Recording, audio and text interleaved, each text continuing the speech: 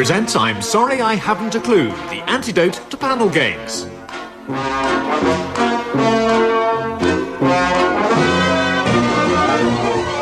At the piano is Colin Sell, and your chairman is Humphrey Lyttelton.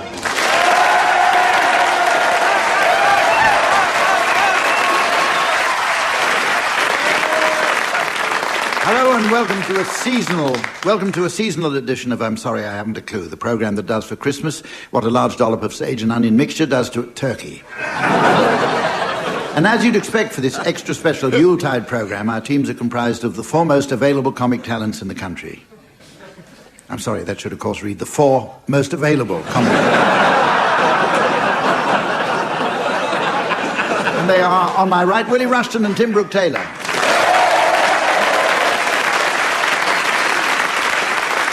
And on my left, Graeme Garden and Barry Cryer.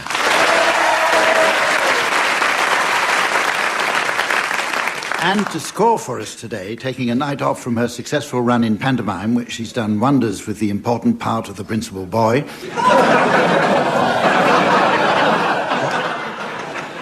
A warm hand, please, for the delightful Samantha.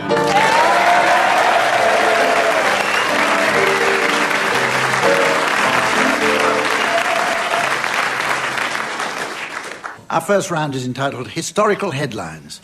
It may be of interest to some listeners to know that there were in fact several newspapers in existence at the time of that first Christmas 2,000 years ago.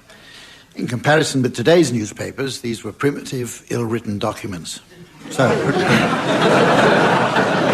pretty much the same, really. Teams, I'd like you to suggest how our papers might have covered the Nativity. And Barry, I'm going to ask you to start, please. Headline in the Daily Mail, Branson sponsors virgin birth. Willie? I got one from the Independent, which is sparse queues for Herod's Christmas sale.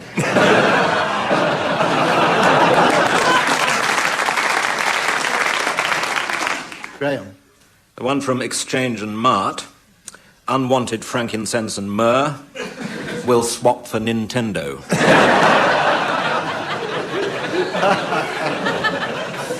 And Tim? I've got one, The Guardian. It says, in our earlier edition, Son of Dog should have read...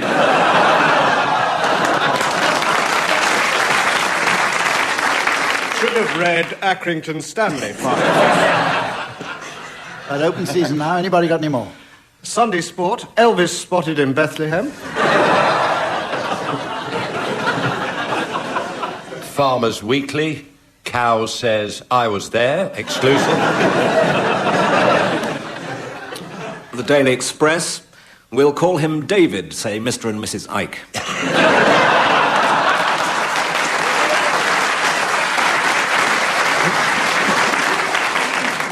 Times, we were following yonder star, unlikely claim by three wise men held at customs. Sun with their usual snappy headline. Jezza of Nazar, born in Beza, Gaza in Gaza.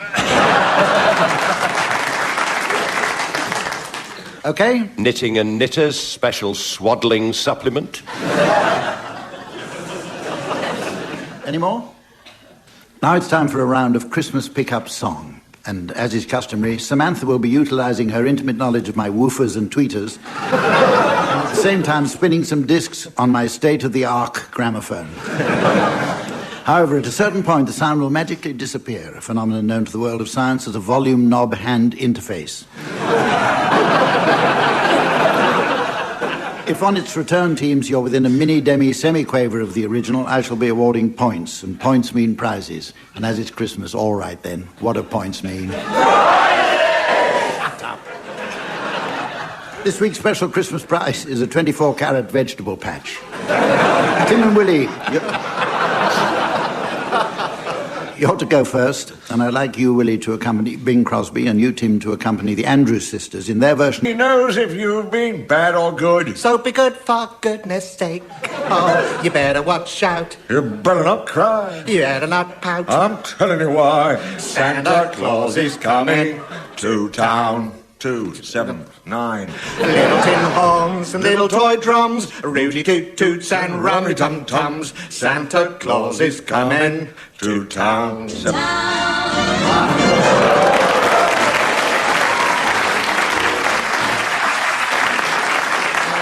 going a little bit slow, Deanne. Gramophone's running down quite quickly. Yes, you get points for that. And now your turn, Barry and Graeme. And I'd like you to accompany Elvis Presley and his backing singers singing Blue Christmas. I'll have a blue Christmas without you. I'll be so blue just thinking about you. Decorations of red on a green Christmas tree. Please not be the same. Have you got home to go to? You and me.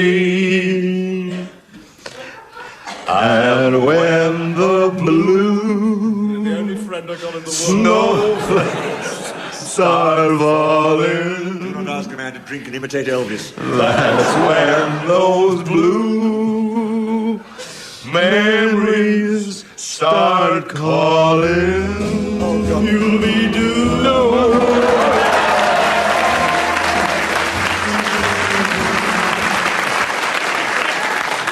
And finally, and I must admit slightly against my will, Colin Sell, will you accompany the pub pianist Mrs. Mills with Rudolph the Red-Nosed Reindeer?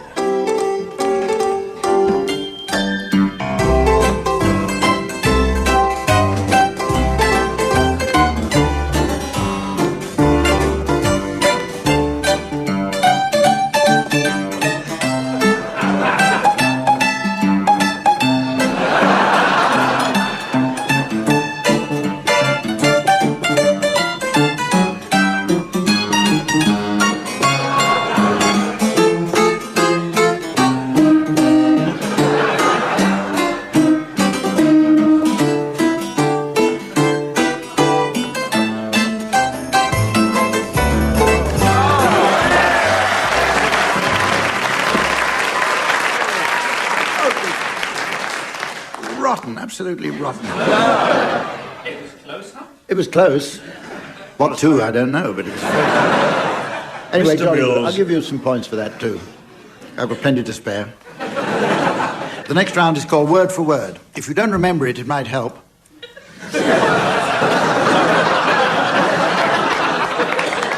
If you don't remember it, it might help if I told you that it's the one...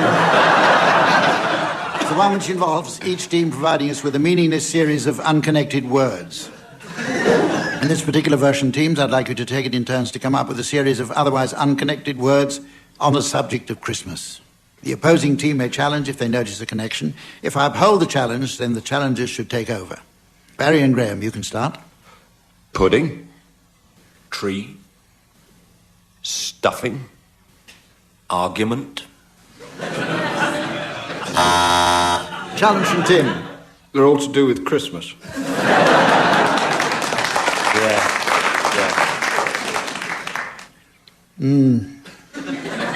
A nice point, but I'm going to overrule it. Fair enough. Carry on, Barry and Graeme. Partridge. tinsel, Shouting. Graeme obviously has the same sort of Christmas as I have. berry, Hatchet.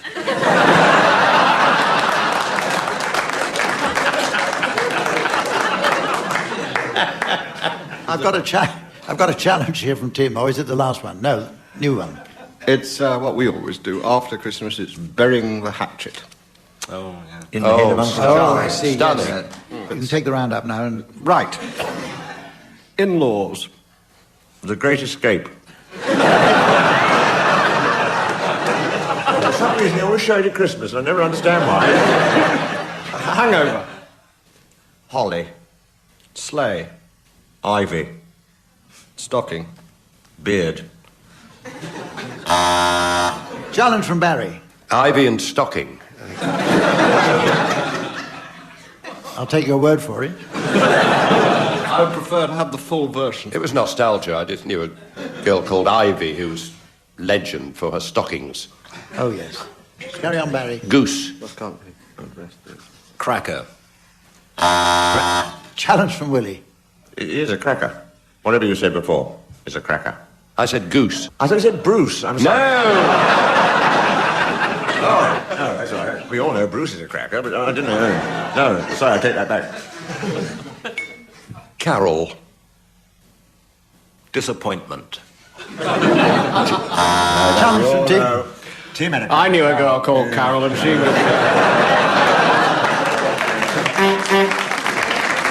Right. The next round is called Santa's Film Club. Teams, I'd like you please to suggest some suitably Christmassy film titles that you feel might usefully be shown over the festive period. And Tim, will you start, please? I'll start with 3 Wise Men and a Baby. King Kong merrily on high. Dial M for myrrh.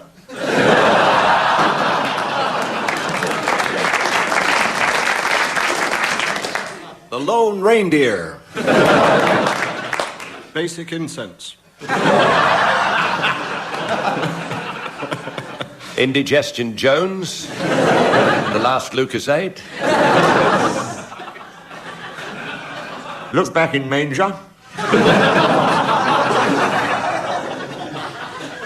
The Silence of the Turkeys.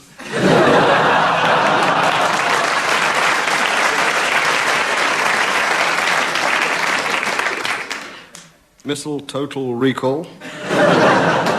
Wenceslas Lassie come home. Gunfight at the OK Carol service.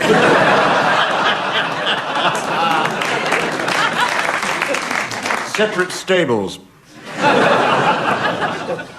The mince pie that came in from the cold. When Harry Met Santa. Jagged Sledge.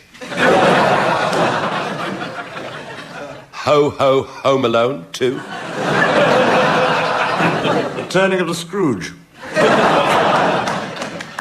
Now, teams, listen, loath though I am to interrupt proceedings, I must announce that in an uneventful moment during the last round, and there were plenty of those, our scorer Samantha informed me that she would like to perform for us her special party piece with the help of Colin Sell on the piano. So, in what must be something of a first for both this programme and indeed wireless broadcasting in general, please welcome Samantha.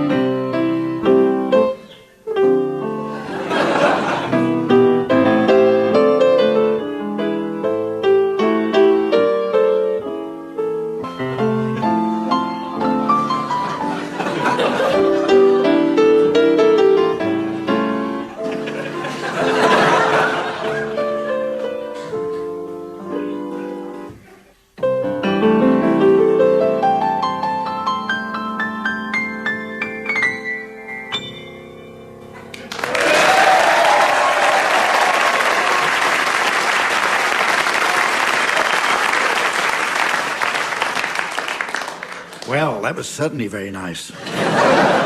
And there was I thinking she was going to sing.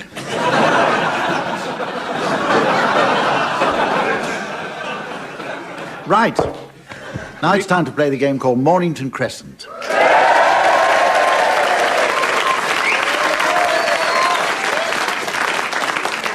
And because it's Christmas, we'll play the special nativity version of the game.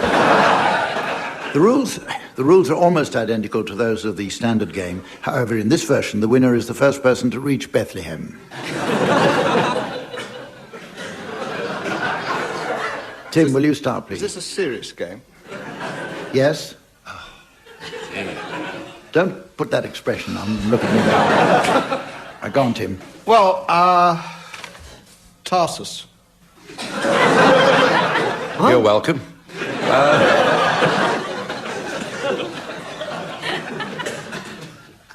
Nazareth Muse. The Caesarea Philippi gyratory system.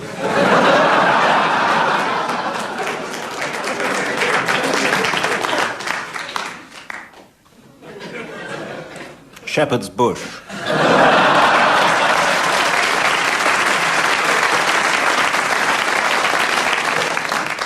Manger Lane. Pharisee Drive. Pudding Lane.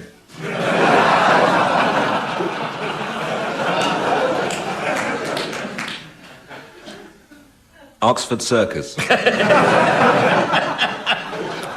Oh, very good.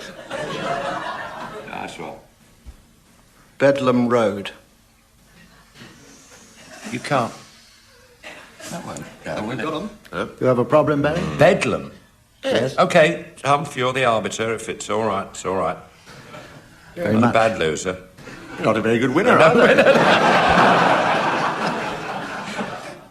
Chalk Farm Road. Bethlehem. Well, they got a minicab. 3 wise men. Wait a minute. I'm working that Purists won't out. like that. Yeah, it works. It Even though we works. won. It works for Christmas. It worked, yeah. Yeah. Agreed, everybody? I don't want any bad feelings. It's a season of peace and goodwill. All right. Audience agree? Yo, what does that mean? I think the Yo's had it. It's that sort of decision All right, that makes I'll- John Major Prime Minister.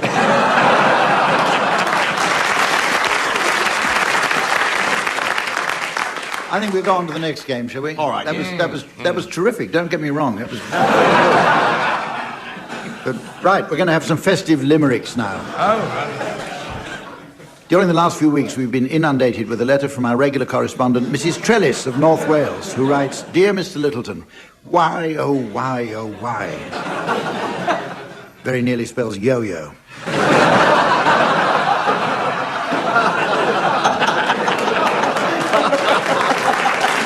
So, thanks there to Mrs. Trellis, and keep writing. In this round, teams, I shall provide each of you with the promising first line of a limerick, which I'd like you to complete, taking one line each. We're going to start with you, Graeme. There's a fairy on top of our tree. Who looks strangely familiar to me. That isn't a fairy. It's Julian Clary.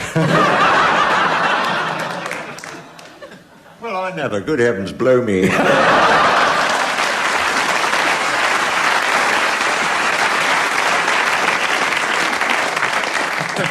Nice one for you, Tim. In the night when you've hung out your stocking, In the night when you've hung out your stocking, from the chimney, you'll hear something shocking.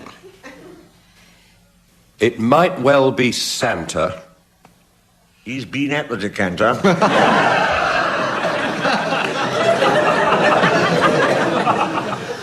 And now, vintage port, back he's knocking.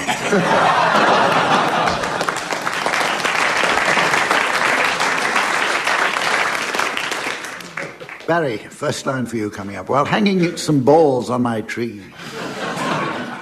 While hanging some balls on my tree, I suddenly saw I had 3. I had some fruit cup. And 2 then lit up. And the third one said, "What about me?"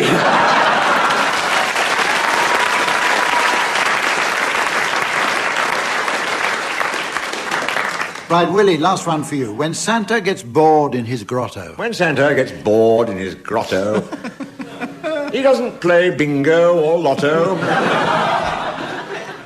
He sits on a shelf.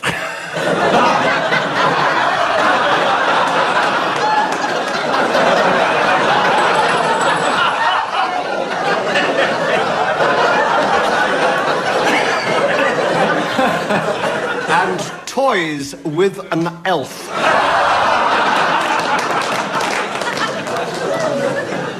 Sod this for a lark is his motto.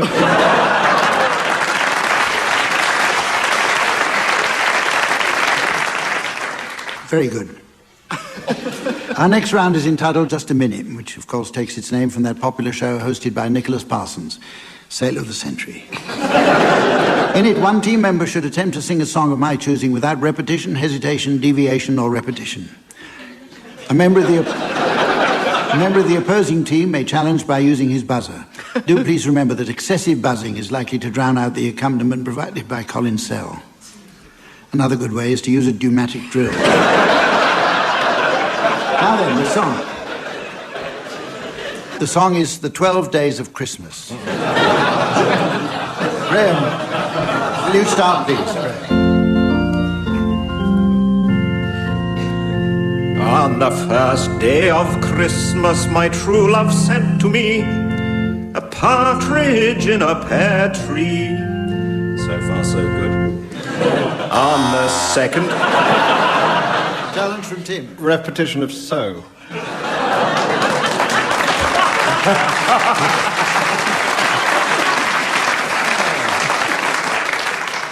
This is the repeat. Days in the wilderness have not been wasted. I think that was a sotto voce aside and not really any Okay, part of the actual okay. thing. So I'm going to overrule you, Tim. Fair enough. Probably not for the first time in this programme. Carry on, Graeme.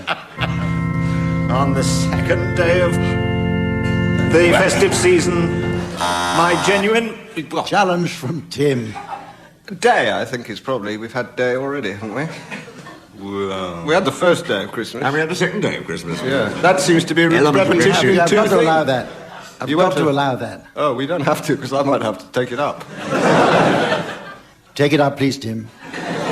Of Yuletide, our faithful person transmitted en moi their turtle doves. We haven't had two yet, it's terrible waste.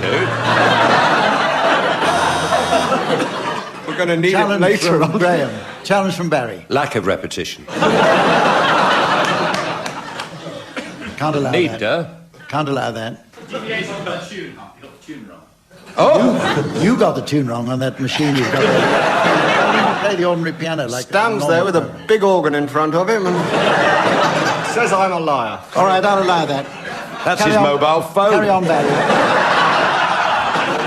Barry, you can carry on.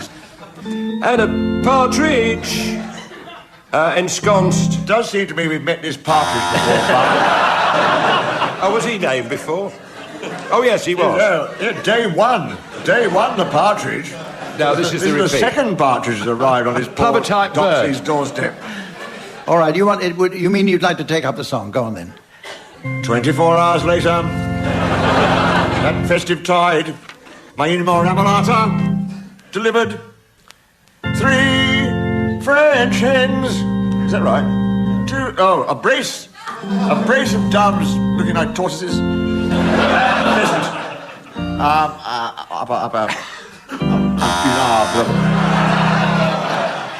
Challenge from Barry. Terminal hesitation. Nobody ever buzzes Derek Nimmo for that. Word out in 25 years, as far as I know. Well, that really is as much fun as anyone could have expected. No problem. Wrong page. Wrong page.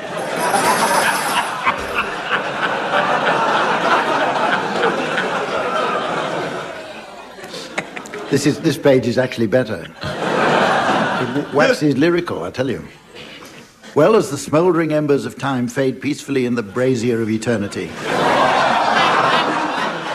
I notice that it's almost the end of the programme. So while I enjoy another carol and Samantha unwraps her new Game Boy, I'd like you teams to announce the late arrivals at Santa's Christmas Ball. Barry, start away, please. Will you welcome Mr. and Mrs. Elto and their daughter, Miss Elto? Hang on, there's somebody under her. Sorry. Please silence and loosen your beards. For Mr. and Mrs. Tidelogs and their bald son, Yule. And will you welcome, please, Mr. and Mrs. Amanger and their son, Wayne. Amanger. From Wales, will you be appreciative, please, of Mr. and Mrs. are not included, and their intellectually challenged son, Batty Reese, are not included.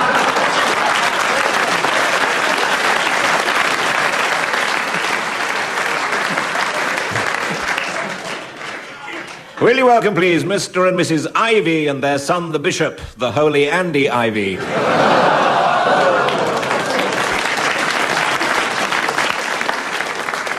From Mexico, Mr. and Mrs. Horse Open Sleigh and their son, Juan.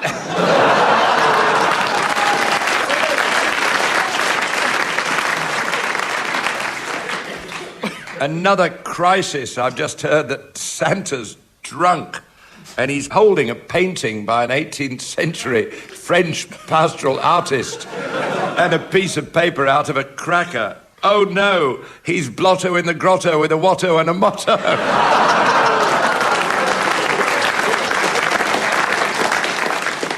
A very big welcome, please, for Mr. and Mrs. Even and their pizza-making son.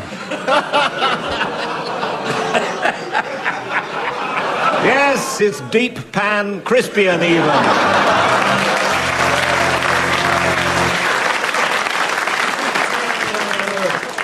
Well, ladies and gentlemen, with a certain sense of déjà vu, I have to say that really is as much fun as anyone could have expected.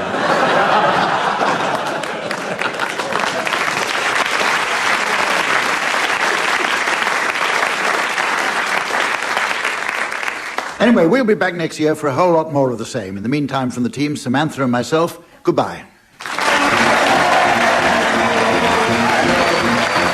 Tim Brooke-Taylor, Barry Cryer, Graeme Garden and Willie Rushton have been given Silly Things to Do by Humphrey Lyttelton, with Colin Sell setting some of them to music. The programme was produced by John Naismith.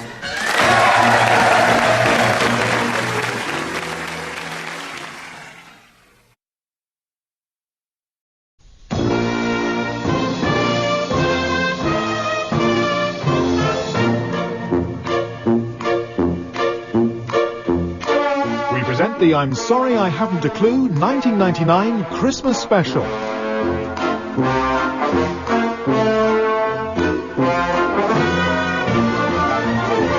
At the piano is Colin Sell and your chairman is Humphrey Lyttelton.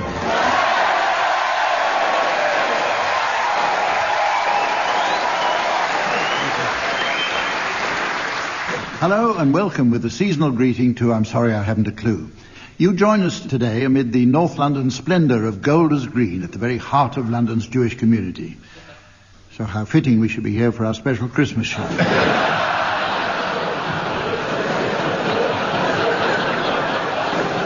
Golders Green is, of course, famous for two great buildings, the Hippodrome and the Crematorium. I'll let the listeners at home decide for themselves which we're coming from. As you'd expect of the I'm Sorry I Haven't a Clue Christmas special, we have four performers who have top-class comedy coming out of their ears. It's just a pity it doesn't often come out of their mouths. They are on my left, Barry Cryer and Graeme Garden.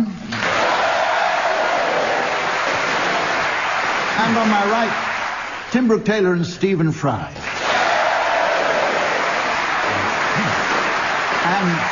And taking up her position and eager to score on the desk next to me, please welcome our own delightful Christmas cracker, the lovely Samantha.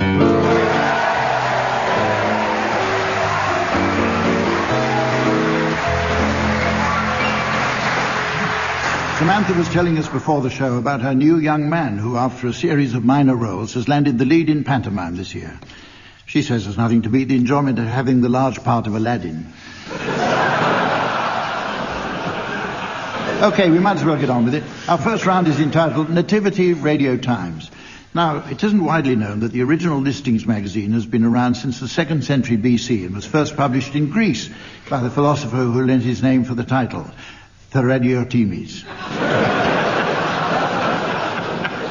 Scholars of the history of 20th century broadcasting won't need me to tell them that it wasn't until the 20th century that Marconi devised wireless to promote his famous pasta dish.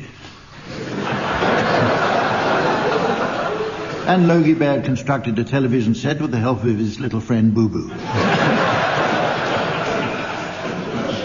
Teams now, I'd ask you please to suggest TV, radio and film titles likely to have been featured in a Christmas souvenir double issue of the Radio Times, dating back to the time of the Nativity. Graeme, would you like to start, please? Christ Watch UK. The Carpenters' Christmas Special. Opportunity Ox. The Jimmy Young Show.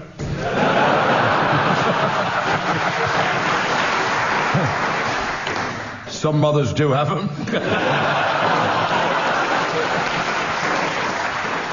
Mangerfield. Wise men behaving gladly.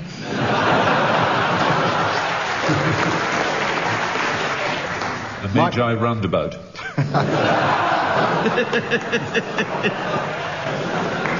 Film Nothing. That's it. Okay, it's time now for a musical round and a special version of one song to the tune of another. This is a firm favourite with listeners, some of whom send the teams possible combinations to try. However, with the certifiable lunatic who suggested they sing the Lord's Prayer to the tune of Old Lang Syne.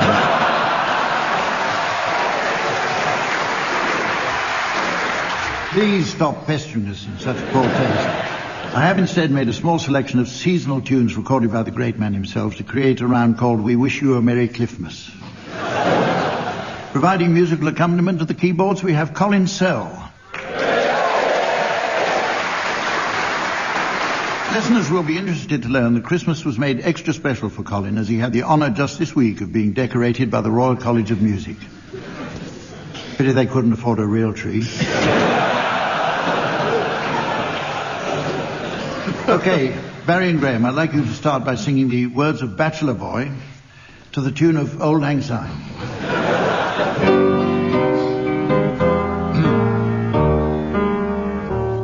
When I was young, my father said, son, I have something to say. And what he told me I'll never forget until my dying days. He said, son, you are a bachelor boy, and that's the way to stay. Son, you will be a bachelor boy until your dying day.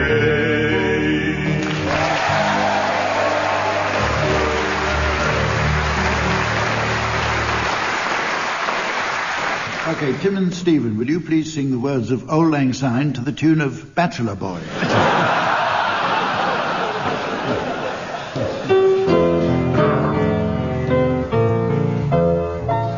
Should old acquaintance be forgot and never brought to mind?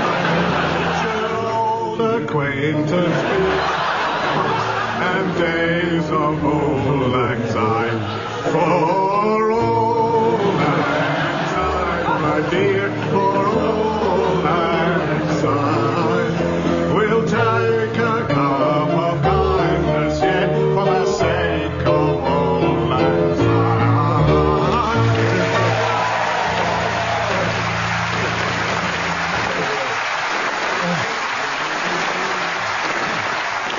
Stephen Fry, ladies and gentlemen.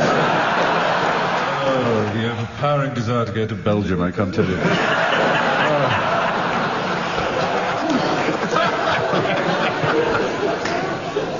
It's now time for a game of charades, the popular pastime frequently played at Christmas to while away the time once the festive season has begun in earnest. And my, how it livens up those long August evenings. This version of the game is borrowed from the great TV favourite Give Us a Clue, where contestants were given a limited time in which to describe a famous book, film or song title using only mime. The show was made all the better by its resident expert Lionel Blair, who was particularly good at the films of Richard Gere. Who can forget the gleam of satisfaction in his eye when he was given Yanks by Michael Aspel for 2 minutes?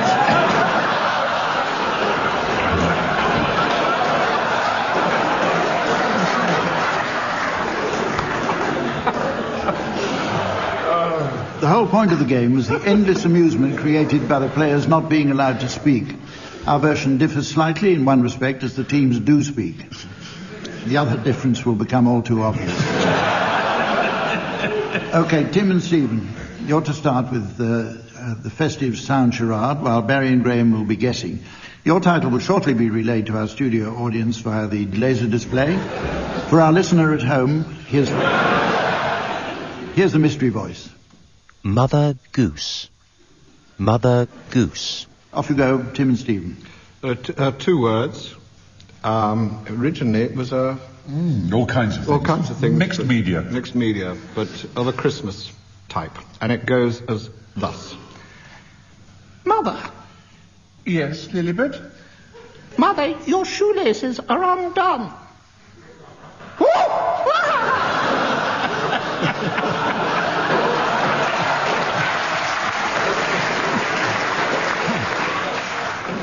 Is mother in the title? only in a literal sense, yeah. Mother hen. Mother Goose. Mother Goose. Oh. I don't know. That's right. So it says here, oh, what fun. Oh, wait a minute, you've got the punctuation wrong. Right, your turn, Barry and Graeme. Your title is now being exhibited on the laser display board, while here is the mystery voice for listeners at home. Changing rooms. Changing rooms. And it is a TV show. 2 words. 2 words. Casper. Oh, Melchior. You'll have had your myrrh. Well,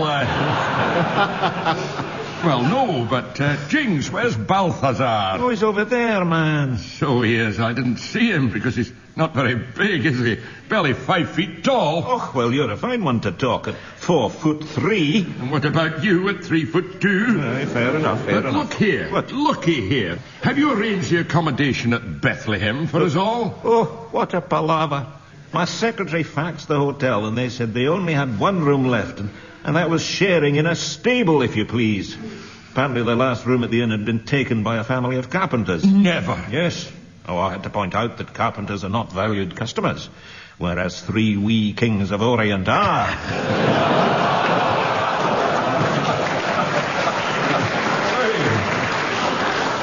You little wordsmith. So, we get the room. And the carpenters get the stables. Well, we'd better mount these camels. Oh, do we have time? Oh, come on. Is this specifically a Christmas show? No. No. Is it changing rooms? Yes. Okay. Of all the components that go into making this time of year special, there are some essentials that shouldn't ever change. For example, an imitation tree can never match the real thing. A fragrant fir not only brightens the room for the festive period, it can be planted out in the garden to provide months of enjoyment as you watch it turn brown while you're digging pine needles out of the cat. But with the relentless march of commercialism, Christmas shopping isn't the same anymore. Gone are the days when you could pick up a few boxes of walnuts, some dates, a couple of yo-yos and a selection of sugared fruits and still come away with money in your pocket. Now, shoplifting isn't what it used to be. So, teams, let's play a round called Talking Turkey, in which I'll be asking general knowledge questions on the sayings and folk wisdom of that country. I'll provide the first part, and I'd like you to finish it off. Graeme, here's one for you. Esek Hosaf Stan Ne Anla. Or, an ass does not appreciate. In fact, it depreciates 10% when you drive it off the forecourt. Well, I always have to give the boring real answer. This one's not very boring. Fruit compote. Barry, a neighbour's hen looks as big as a goose and his wife is... Worth a gander. Well, pretty close. It's as young as a girl. Stephen, better a calf of one's own than a... Better a calf of one's own than a thigh of Anne Widdecombe's.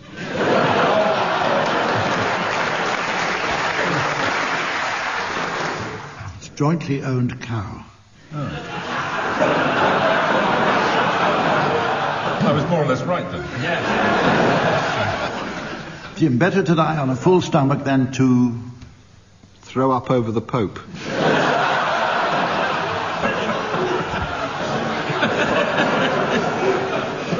The boring answer is live on an empty one. Graeme, every donkey is hung by... By golly.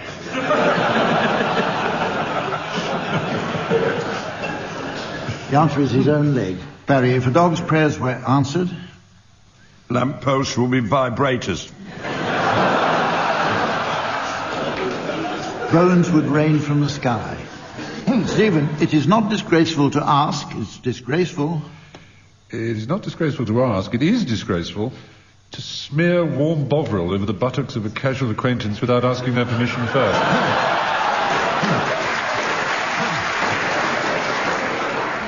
Common courtesy is not dead. I like to hear it. The answer is not to ask. Tim, it's easy to say come, difficult to say... Not just yet.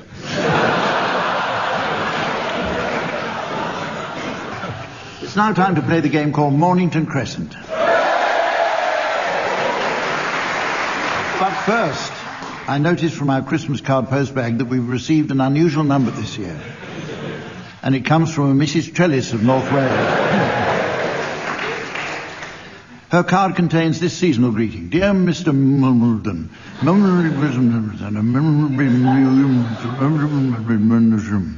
yours sincerely, Mrs. Trellis, President, North Wales Mumbling Society. And on with the game, which today will be played to Bethlehem rules. This means that all shepherd, king and ass-related connections count double. If you have an American sitting next to you, I think we give you a few seconds to explain. Tim, will you start, please? Shepherd's Market. Shepherd's Bush. King's Cross. Lambeth. Oh, nice. Bethnal Green. The Angel. Cock Foster's.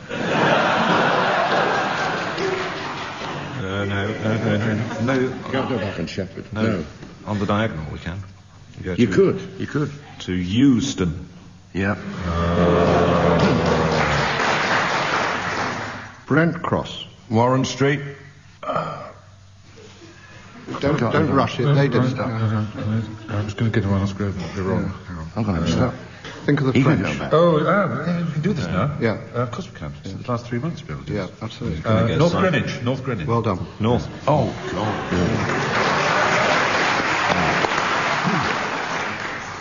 Barking.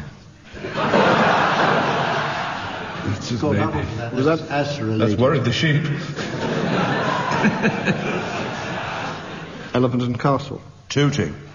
Manor House. No, yes. It is. Mornington Crescent. Oh. Yes!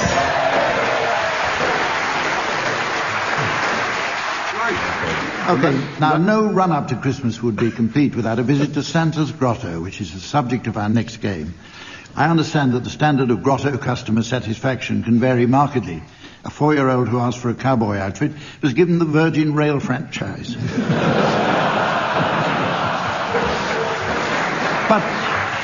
but had to refuse it as he was overqualified to run a public utility.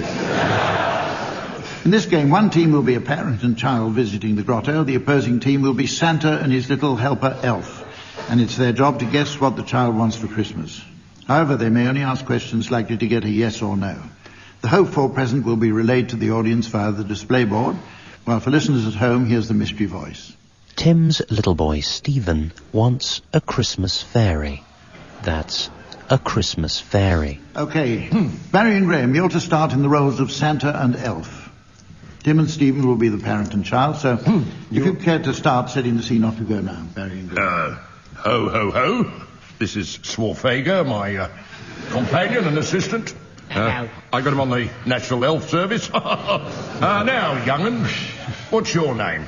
Stephen. And what do you want? Could you give us any sort of indication? What sort of thing?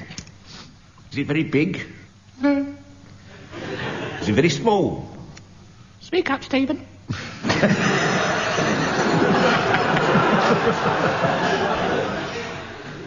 It can be any size, really. Could be any size, can it? You want a slap?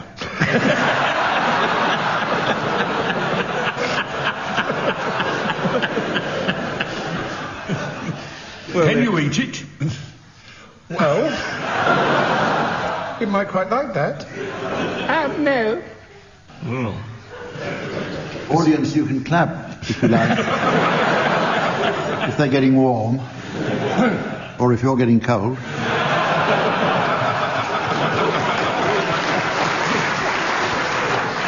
Does one use it above or below the waist? Think above. Above is a good thing to think. Above. Precocious little sod, isn't he? Keep thinking above and on Is top it a of. bauble of some description? It's feminine. A fairy on a say Christmas so. tree.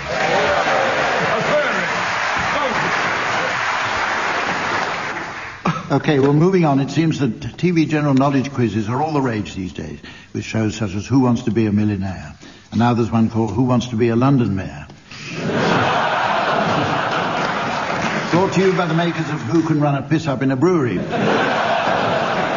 Which is a game that has the undivided indifference of everyone who lives outside the city and in it. One contestant famously came very close to the jackpot but failed at the final hurdle.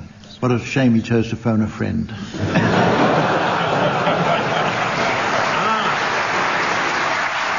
Never the show to miss a trend. We're going to have our own Christmas quiz now, with the winner carrying off the star prize. Today's prize is guaranteed to keep the keen cook amused in the run-up to Christmas. It's this lovely Advent calendar.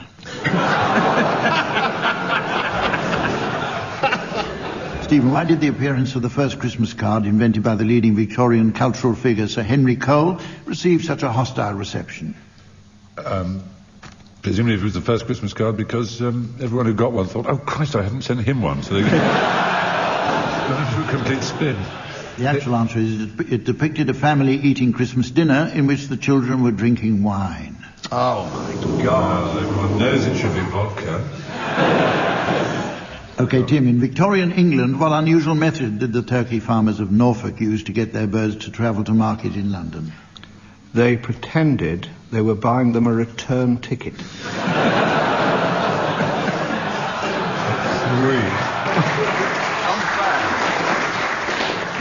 The real answer is the farmers gave each of their turkeys little leather boots. What?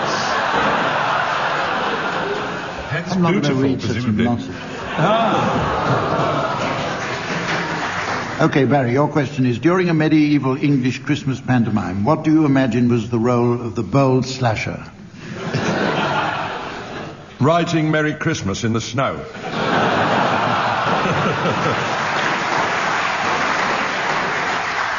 The answer is he was a Turkish knight whose job it was to slay St. George before Father Christmas manages to persuade a passing doctor to what a load of codswallop. Graeme, what does Santa like to ride on in Finland? I think she's here. You be...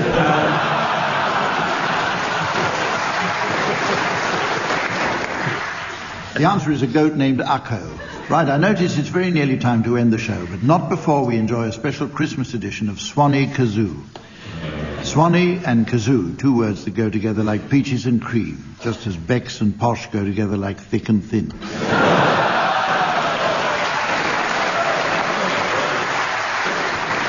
Each team will provide a rendition of a suitably seasonal tune, duetting on the Swanee whistle and kazoo, with accompaniment from Colin Sell on the merry organ.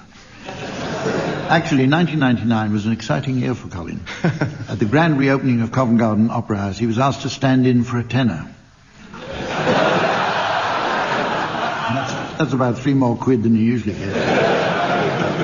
To assist Colin in this one, will you please welcome Adrian McIntosh on drums and Paul Bridge on bass. OK, Barry and Graeme, your song is Deck the Halls with Boughs of Holly, and it's to feature Barry Cryer on kazoo and Graeme Garden on Swanee whistle.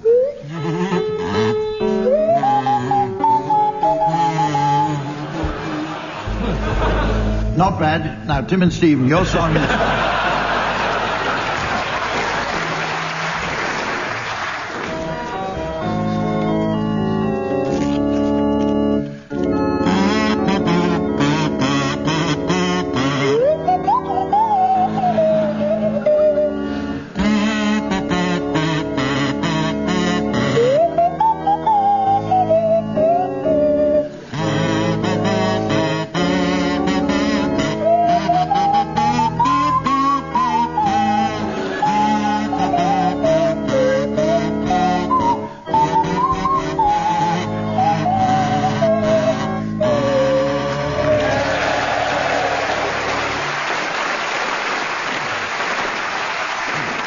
turn now, Tim and Stephen. Your song is Ding Dong Merrily on High, and it's to feature Tim Brooke-Taylor on kazoo and Stephen Fry on swanee whistle.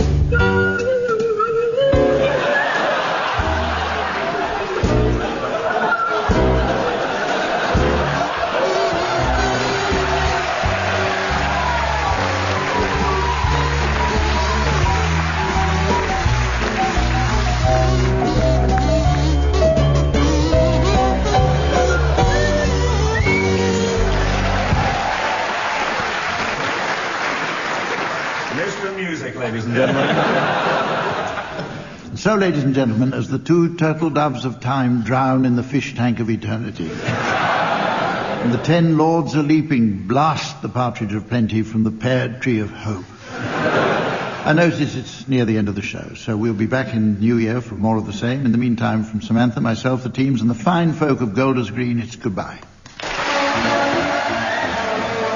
Barry Cryer, Graeme Garden, Tim Brooke-Taylor and Stephen Fry were being given Christmassy things to do by Humphrey Lyttelton, with Colin Sell setting some of them to music. The programme consultant was Ian Pattinson, and the producer was John Naismith.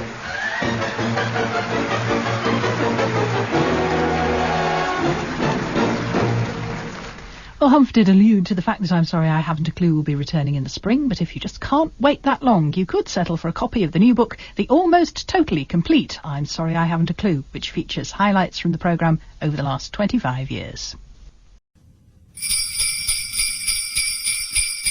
Hello, Humphrey Lyttelton here, sitting under the tree with a pile of goodies specially selected for the bumper I'm Sorry I Haven't a Clue Christmas hamper. My faithful assistant Samantha is alongside me as ever to help provide a touch of seasonal magic. And you know, it's quite surprising how many of this year's shows included references that resonate with cheery Yuletide goodwill. Not one.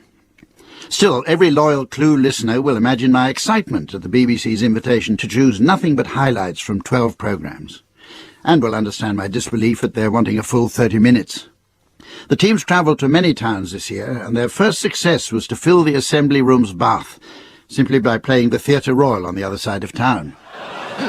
We come now to a round called Musical Chairs.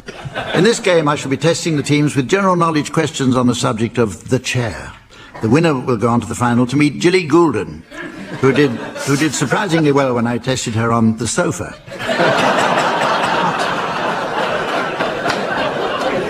Right.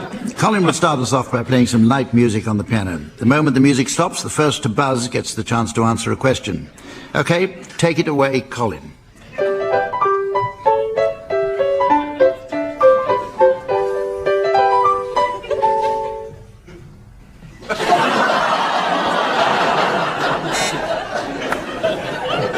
Anybody fancy buzzing? I know. I thought I did. Oh, did you? Okay, Barry, we'll start off with an old English folk riddle. Riddle me, ree. I've got 4 legs, 1 back, and I'm made from a tree. What am I? Robson and Jerome. Chair. Yeah. Robson and Jerome chair. Yeah. Get them in habitat. All right. Okay, Colin, play some more music.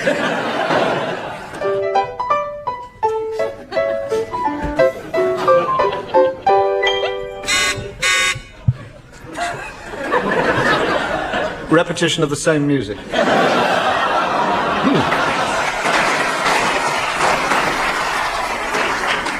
What can you get if you don't like stools in the kitchen?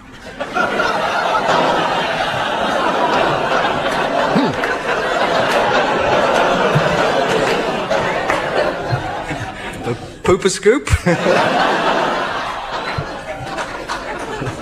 Could it be a chair? Oh. You're nearly there. Ah.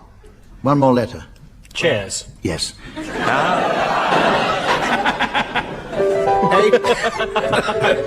A chairs. Colin, you meant to play the same tune every time. There are other tunes. Who was that? Anybody when they've heard the question. Okay, right. Traditionally, which member of a panel game is the wittiest and most respected?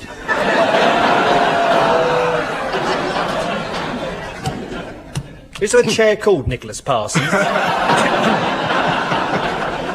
It was an electric one, I think. You don't know, do you? No idea. No, it's the chair. Oh, God. I'm detecting a theme.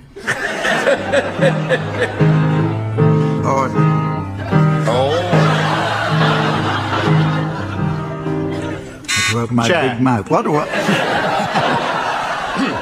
How about this? In the olden days, how might the old and infirm people of Bath have been pushed around? By teddy boys.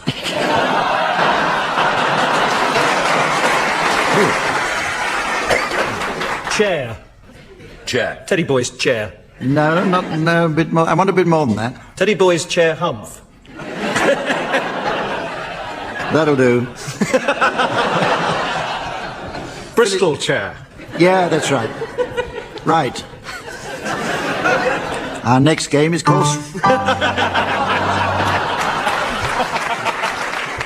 The teams tried out several new rounds this year, including one called Uncommentators, where they reported on certain historical events in a fashion unusual even by their standards. Barry and Graeme, I'd like you to provide a commentary on the charge of the Light Brigade in the style of Jeremy Paxman and Peter Snow. Lord Cardigan, did you ever threaten to overrule the...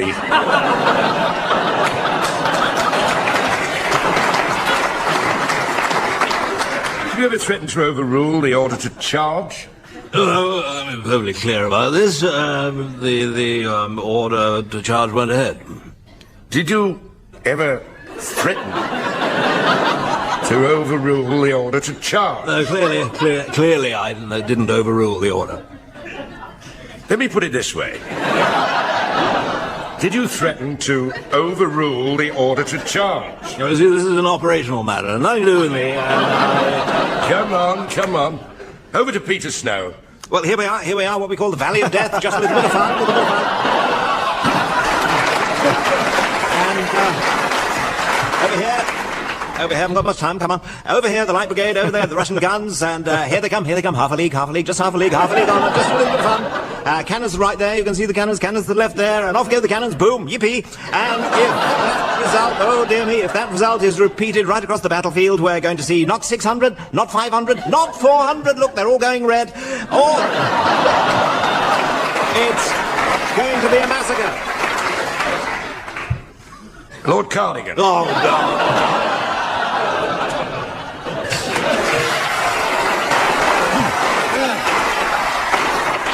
Right, now, Tim and Stephen, I'd like you to provide a commentary on the assassination of Julius Caesar in the style of cricket commentators. It's Cassius running in from the Senate House end there. What do you think of it so far, Fred? I don't know what's going off, I really don't. In my day, it were all Greek to me. It's a good crowd here this morning, a bank holiday, of course, the Ides of March. All the banks of the Tiber are closed. I had some pretty good delivery there. I think it was only a leg cutter, though. But there's an appeal, big shout. What do you reckon? That's not out. He were never out. It was always missing leg stump. He's got to bang it in. He's come to bury Caesar, not to graze him.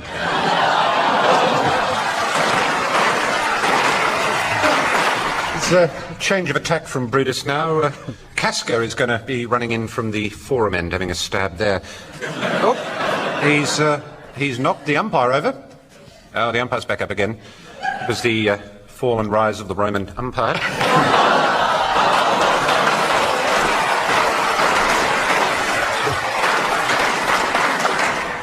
He's a pretty good choice, actually.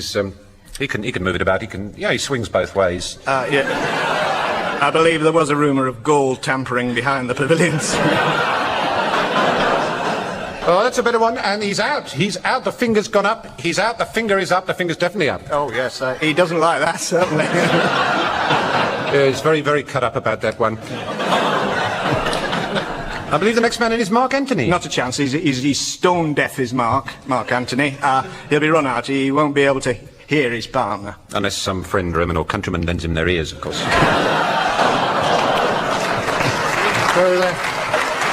that's it from us. It's just time for some a slice of cake. I've had one. Have you had one, Fred? Yes, I've had two, Brucey.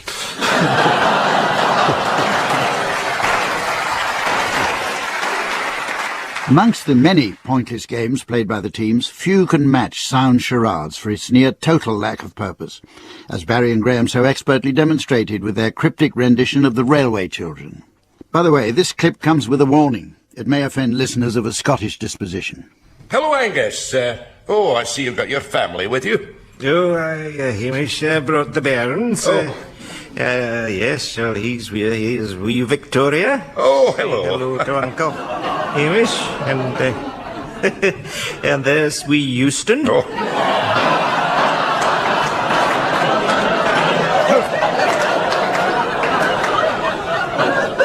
I think I've met this wee soul. Paddington, yes. I think I recognise him. King's Cross and Liverpool Street are at home just now. I did hear something about your good lady was expecting. Oh, aye, that's true. She's 20 minutes overdue.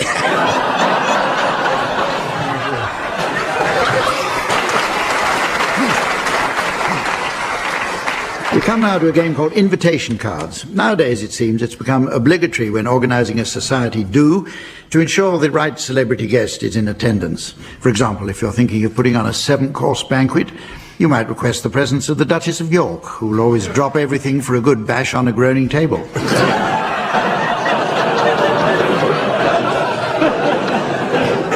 Whatever the type of evening, specially printed invitations are de rigueur. So, teams, I'd like you please to suggest invitation cards to suit particular society events. Barry, will you start, please? The Larder Drivers Club.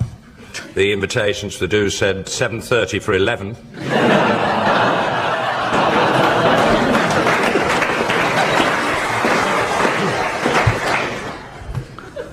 The Society of Knee Surgeons have asked me to their dinner. Cartilage is at 11.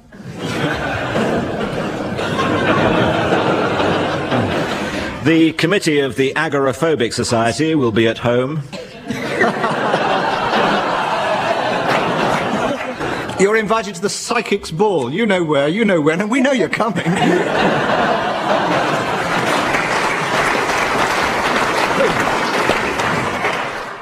I've got one here from the Legalise Cannabis Campaign's annual dinner dance. Please arrive promptly at... Oh, hang on, the edge of the card's been torn off.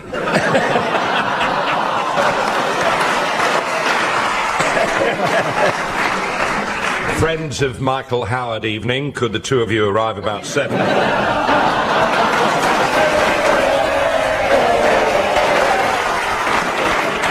Two of you? Bit of hyperbole there. Everybody here is invited to the International Institute of Lethargy and Procrastination's banquet cabaret, Dancing Till Dawn, August the 17th, 1982.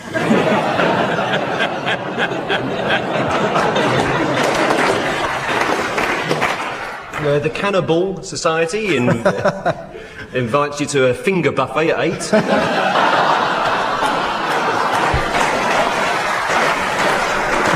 It's funny they don't hold a ball.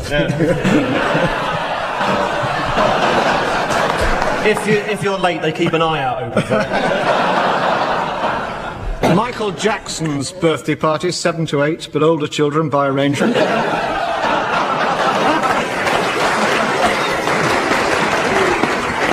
And the Fighter Squadron reunion, 7:30 for 8, bandits at 12 o'clock.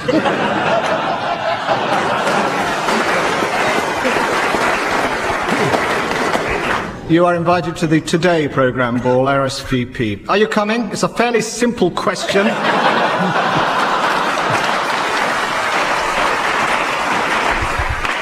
Oh, this is a good cause, the Hemorrhoid Sufferers Dinner. Well, actually, it's a stand-up buffet.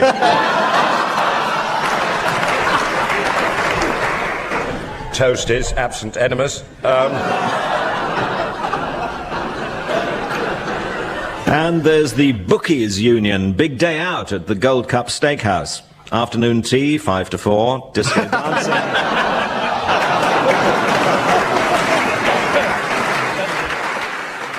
If anyone is wondering how we managed to have two different guests in that last round, I can explain that we played the invitations game twice.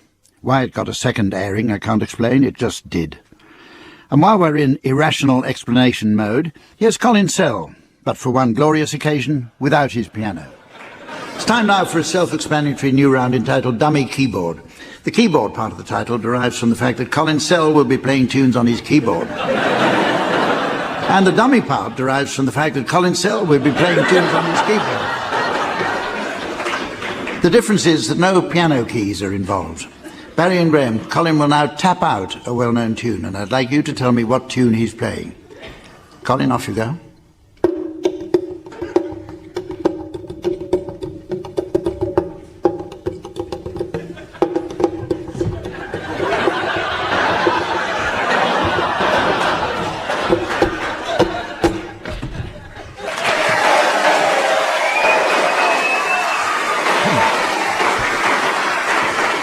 You'll go deaf, Colin, if you don't stop.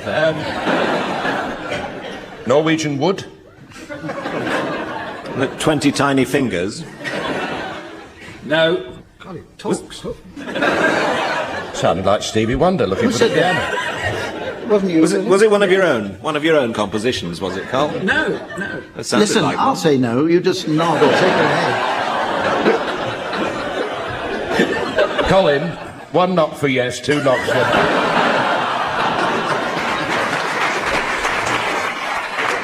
It wasn't a trick question. You weren't playing the flute, were you? No. No. I'm baffled on this one. Yeah, it's very hard. Not the Minute Waltz, was it? Oh. Yes, it was. Was it? Yes.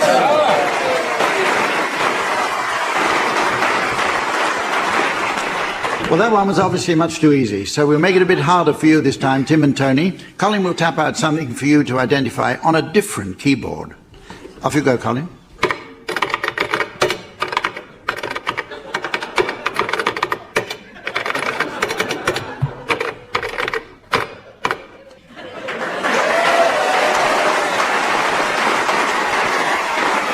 Right. There you are, Tim and Tony. Now, can you identify the novel that Colin was typing?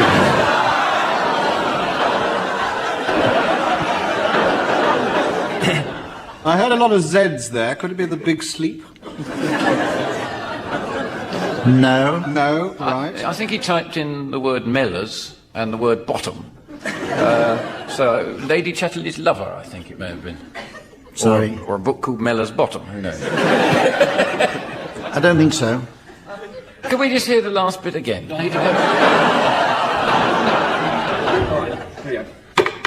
That's enough. A Brief History of Time. No, I don't think so. I give up. Roger's Thesaurus.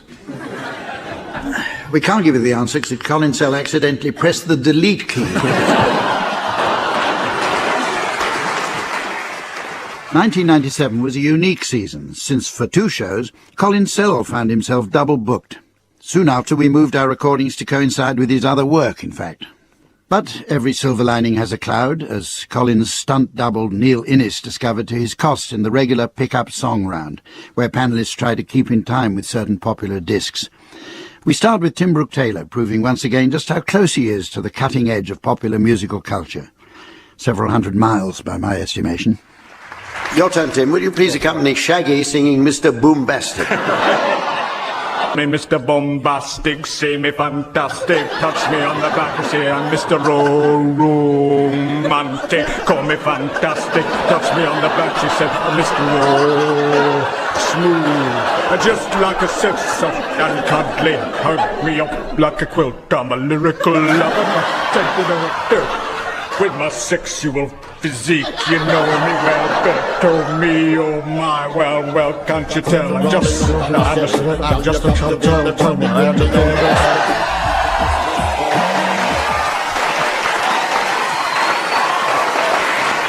Now, Neil, I'd like you to finish by accompanying yourself, singing I'm the Urban Spaceman.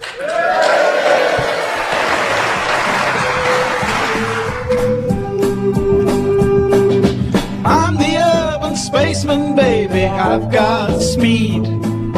I've got everything I need. I think it's a bit high. I think I'll speak it. Urban spaceman, baby.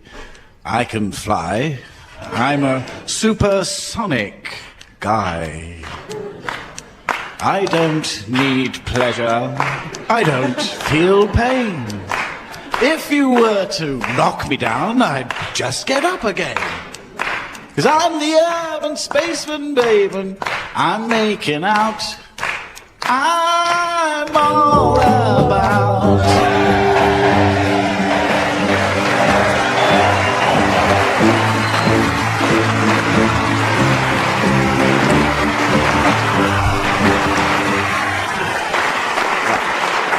Okay, we have time now for a special round called Celebrity What's My Line. It's based on the erstwhile TV panel game where contestants had to guess a person's occupation by asking questions to which he or she could answer only yes or no. For example, if the answers to 3 questions, are you a great conversationalist, are you good at geography, and have you ever taken a driving test, were all no, then the guest was obviously a minicab driver. Anyway, in our version of the game, I'll be asking the teams to guess the occupation of a mystery celebrity guest. So, will you please welcome tonight's mystery celebrity, Dame Judi Dench.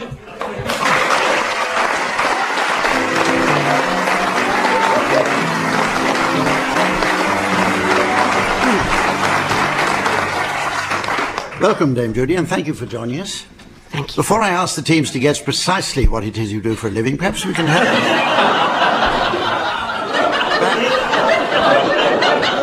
Perhaps we can help them a bit by finding out a little bit about you. So, have you come far? Yes, I've come halfway across the world to be here tonight. What was the weather like? I didn't notice. Do you have any hobbies? Yes.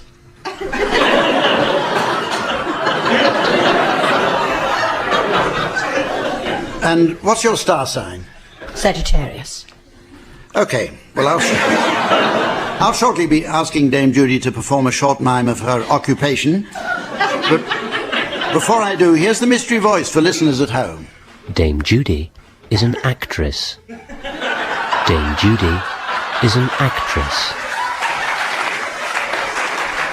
Now, Dame Judi, if you care to start your mime, please. If you'd start your mime now, please.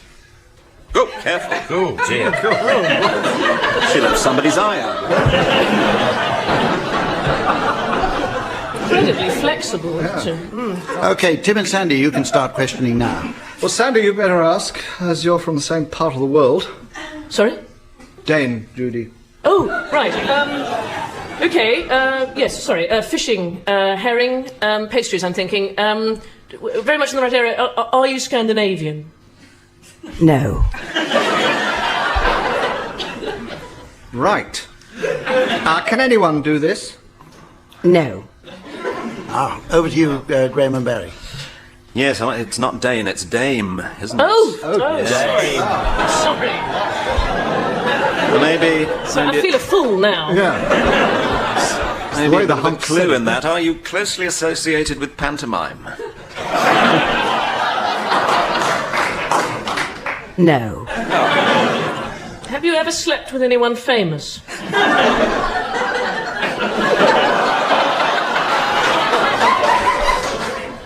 I prefer not to answer that. Speaking of pantomime, I'm at Windsor this year. Yes, but he's on his own. Is that your own hair? What there is of it. What are we getting here to? Steeplejack? No. Just looking at you, I'm thinking athletics. Am I in the right area? No. No. Barry and Graeme? Yes, I can't help thinking that pantomime was sort of I think you're homing in on it. Do you work at all in the theatre? Ah.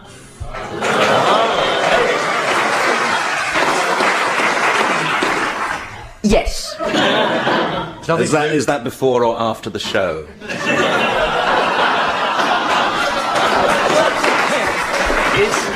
Is this anything to do with ice cream? It's everything to do with ice cream. God, it's tricky, isn't it? It is. Yeah. Oh. Have we had 20 questions yet? Humph. What?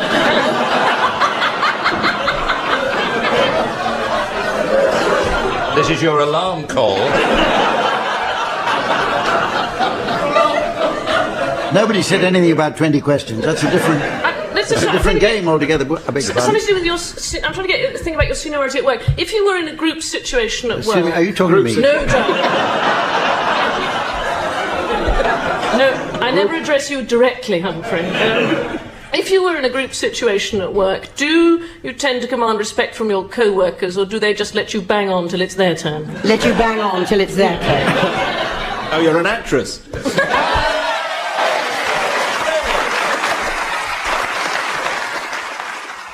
You know, we've been ending I'm Sorry I Haven't a Clue with the team's announcements at various society balls for so long now that it's difficult to imagine a programme without them. But if you concentrate very hard, it is possible, I promise. Well, it's nearly time to end the show, but there's just time for a round called the Builder's Ball. Incidentally, Samantha's just returned from congratulating a local builder friend who successfully bid for a contract this week. She says she was delighted to see his little firm won.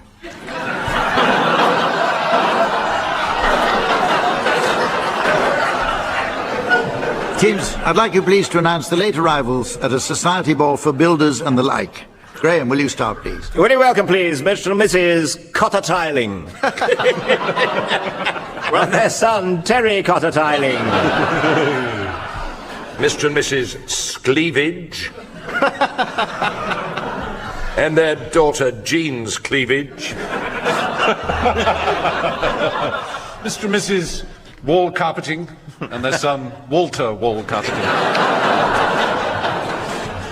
Welcome, please, Mr. and Mrs. Be back to finish the job on Thursday, Honest Gov, and their daughter Isla. Closely followed by Mr. and Mrs. Bennett, that's twice the estimate, and their son, Gordon Bennett, twice the estimate. Mr. and Mrs. Lottle Afterby repainted. And their son, Theo Lottle Afterby repainted.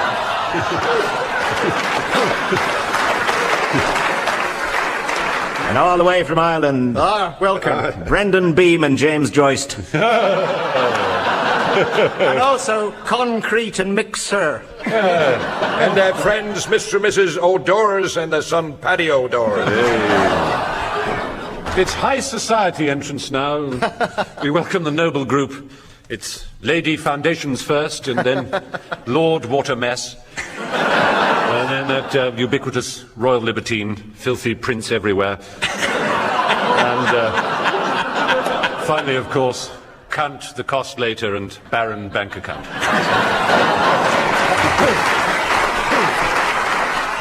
It's cabaret time.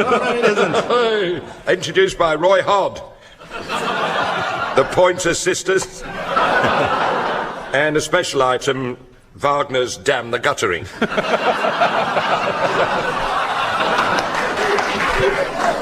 There's the Mendes family with Rhoda Mendes. She digs having her asphalt.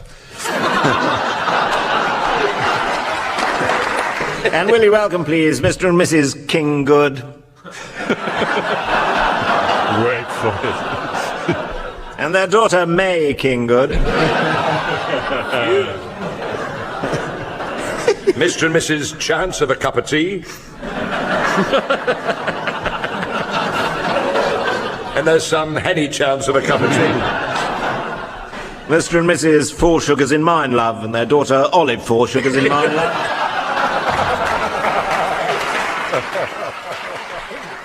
Well, that really is all the time available for this compilation, marking the end of yet another I'm Sorry I Haven't a Clue year. If you've enjoyed hearing our programmes as much as we've enjoyed making them, then I can only apologise most sincerely. Meanwhile, on behalf of Samantha, the teams, and all our lovely guests, this is me, Humphrey Lyttelton, wishing you a Merry Christmas and a Happy New Year.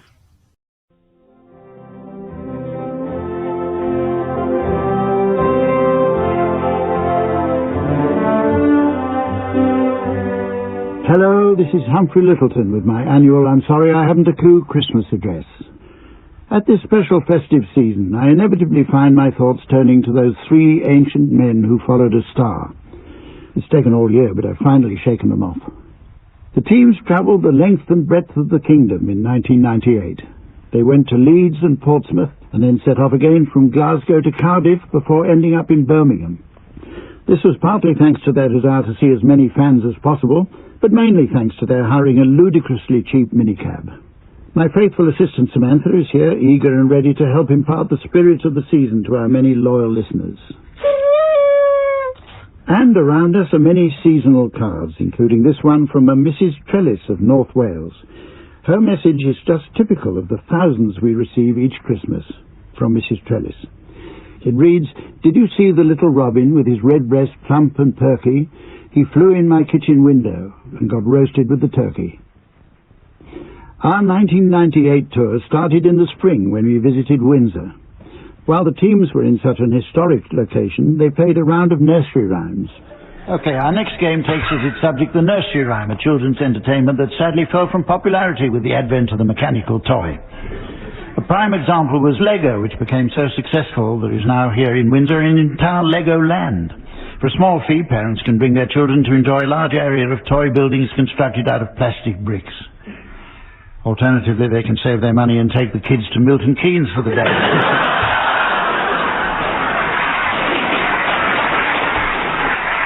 In an attempt to revive the nursery rhyme teams, I'd like you please to update some traditional verses to give them contemporary relevance.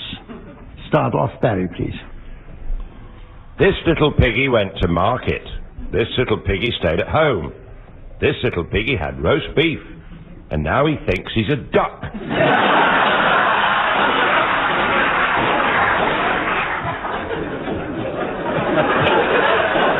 OK, Jeremy? Hush-a-bye, baby, on the treetop. When the wind blows, the cradle will rock. When the bough breaks, the cradle will fall. This is a new birthing technique from France. Graeme. 1, 2, buckle my shoe. 3, 4, knock at the door. 5, 6, pick up sticks. 7, 8, lay them straight. 9, 10, bingo!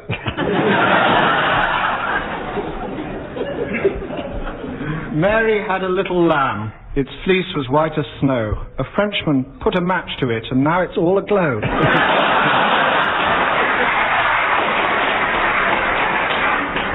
Ride a cock horse to Banbury Cross to see a fine lady on a white horse, with rings on her navel and studs on her lip. Who'd have thought nipple rings would ever be hip?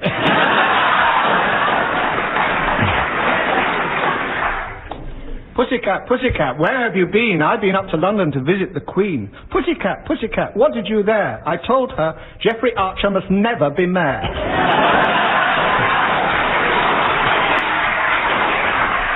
Georgie, Porgy, Pudding and Pie went into the gents. Now we all know why.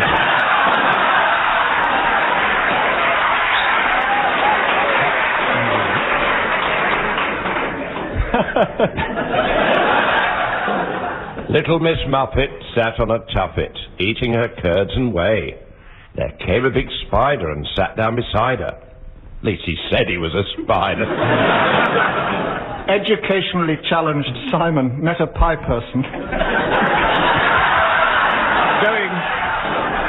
Going to the fair, said educationally challenged Simon to the pie person, BSE, beware. Graeme? Old King Cole was a merry old soul, and a merry old soul was he. He called for his pipe and he called for his bowl, and had a colonic irrigation.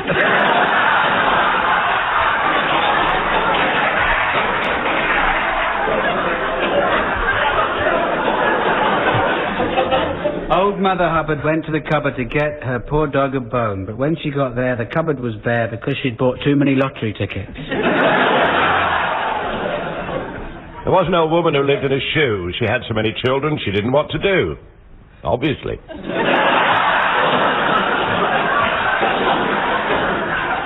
Little boy blue, come blow your horn. You must be very supple.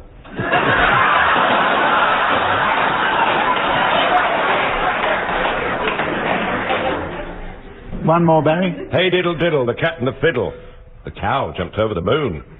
Little dog laughed to see such sport and scored some more stuff on a spoon. The teams and I have visited Yorkshire on several occasions in the past, and this year saw us in the fine city of Leeds. In addition to its industry, the city has a rich cultural heritage and made famous the great comic writing talent of Alan Bennett and our own Barry Cryer. Used to know his milkman. The good people of Leeds turned out in their dozens to greet the teams, who rewarded them with a game called Job Seekers. Now, as many of you know, Leeds is one of many provincial destinations to which we've come as part of the BBC's ongoing programme to dispel the myths and stereotypes about regional Britain. Which brings us to our next game. A op mother.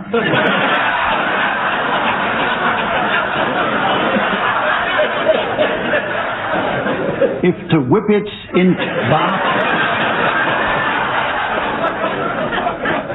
Where's coal?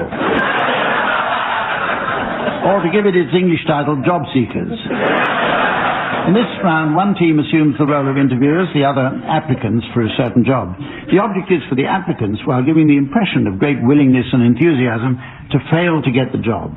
We'll start with you, Barry and Graeme. I'd like you to be applicants for jobs as air traffic controllers. Tim and Paul, you're the interviewers. Okay, off you go. What first attracted you to the job? Which one of you said that? The old eyes on what they were? Just follow the sound of my voice. Oh, right. Yeah. You're over there, right?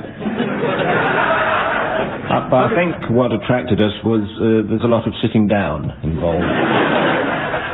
And have you had any previous experience of sitting down? Oh, yes, I have to sit down a lot because I often drop off to sleep. Unexpectedly, and it's a bit of a shock to the system if you're standing when that happens, so I do need a job where I'm seated for most of the day.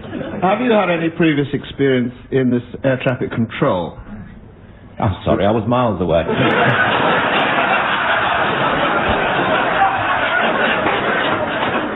Do you mind if I pop out for pee for a minute? It's just the old problem, you know. I can't be more than 2 minutes sitting in the same place. Oh, that's all right. We've got a bucket in the corner. We're putting for a lottery grant to get a commode. Yes. Will I be able to see it from where I'm sitting? You'll be able to smell it. So when can you start work? Anytime. Anytime. Tuesday? Tuesday? Oh, blimey, sorry, I just had one of my panic attacks. I get now and again. Are you familiar with the latest radar systems? Sorry? Oh. Radar. Oh, yeah, I never miss an episode. My favourite mash. You never watch it, do you? I don't watch much television because, you know, if I watch a screen for any length of time...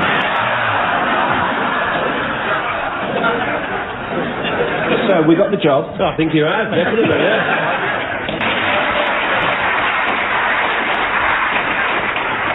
Right, let's try that the other way around. Tim and Paul, you can be applicants for jobs as vets. Barry and Graeme, you're the interviewers this time. Oh, well, welcome to the surgery. Thank you. Thank you very much. Vet, what has attracted you chaps to the job in the first place? Well, I like working with people.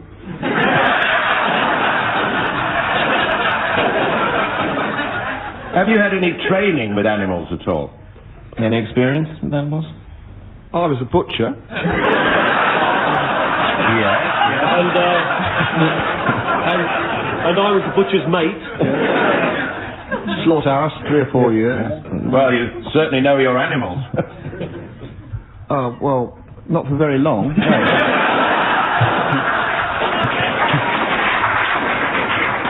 And you're happy to work with all types of animals, I take it, are you? Oh, yes, absolutely, yeah. Domestic cats and dogs? Well, Get it! Oh, there's definitely a cat in here, isn't there? Yeah. Set you off again.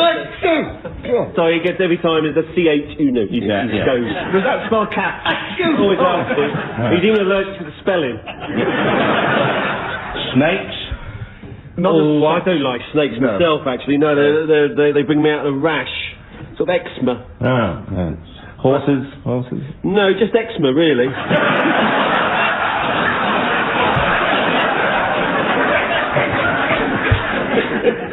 How about farm animals? Cows. What, those big things with horns? Yeah. You've got to be joking. I'd be no good with cows. I've got very short arms.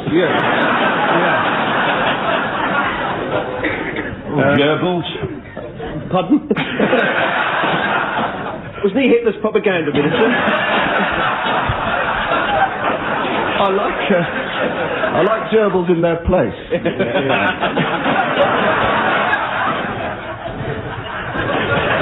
You can never shift them, I find. Have we got the job?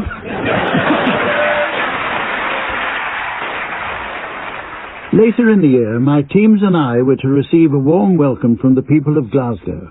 The city we see today grew up in the 18th century, becoming Scotland's major port for trade with the New World. Sadly, rapid decline followed with the American War of Independence, when the revolutionary colonists heroically fought the British redcoats to rid themselves of awful holiday camp comedians. The teams had trained hard for this one, and competition has seldom been keener. It's the quickfire buzzer round our teams. This needs little explanation from me, except to say that it's on the buzzer as ever, and it's quickfire. Samantha's ready at the scoreboard, where, as usual, it'll be 1 point each or one away, otherwise it goes to the other side if not. So, fingers on buzzers. And Tim got his finger on the buzzer there first. 1 point, Tim.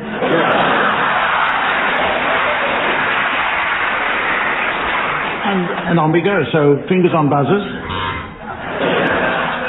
That was Barry. Okay, so the teams are now level pegging. Fingers on buzzers, please. Last, Graham. Yep. Fingers on buzzers. I don't think mine's working. What, your buzzer? No, my finger. I was right. Okay, one more. Fingers on buzzers, please. I don't know who that was. There's something missing in this round.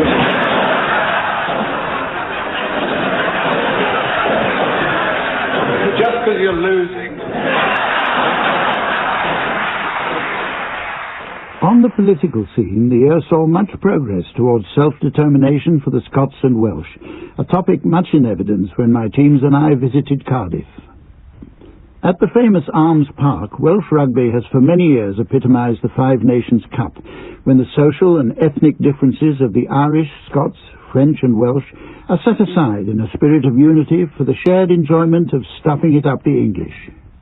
Another event to bring top entries to Cardiff is the annual Singer of the World competition, possibly the greatest international sewing machine championship of them all. But don't let me give the impression it's only the cream of world-class talent that ever visits Cardiff. Let's hear the teams demonstrate the point with a game based around the notes certain people might pin to their doors when they pop out at lunchtime. Suggestions, please. Graham, will you start? One from Nicholas Soames. Gone to lunch back in April. Peter Mandelson's door just says, I'm out.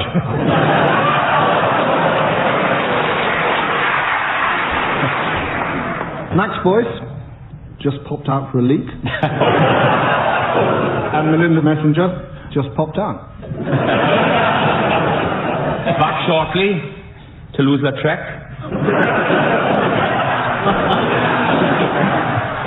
There's one from Kate Moss. Gone to lunch back now, actually. The Queen gone to launch. Barbara Cartland, completely out to lunch.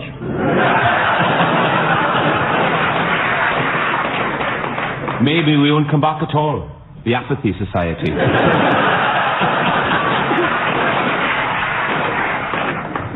General Custer, me and the lads have popped out for an Indian.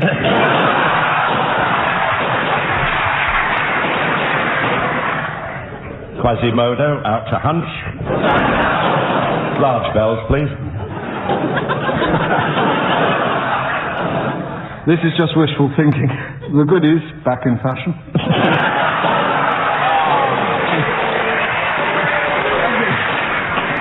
And John McCririck Gone to lunch, back naughty boy in the 3:30 at Haydock Park. I won't be long, Mike Atherton. No show worth a look has ever toured the UK without visiting Birmingham, and the teams particularly enjoyed their trip as none of them had ever been there before. As Birmingham is the technological heart of our nation, we thought it appropriate to play a game worthy of the computer age. As the internet continues to grow, websites become ever more useful. In fact, websites and email have assumed such a prominence as the means to disseminate and share today's popular culture that very soon we won't need walls in public toilets at all. I've commissioned a special internet literate game called Spot the Website, in which I'll ask you to share some of your favourite website and email addresses, past and present. And Tim, will you start, please? O.J. Simpson. O.J. /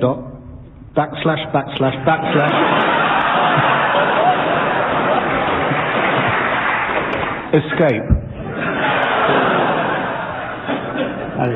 Titanic at iceberg. Dash.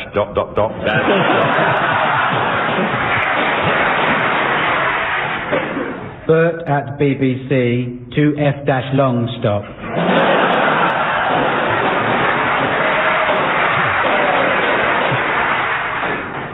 EastEnders at ... cotton .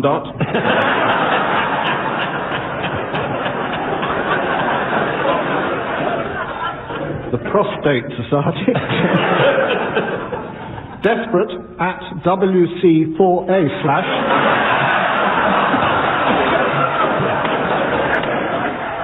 Oh, and another slash. Guardian.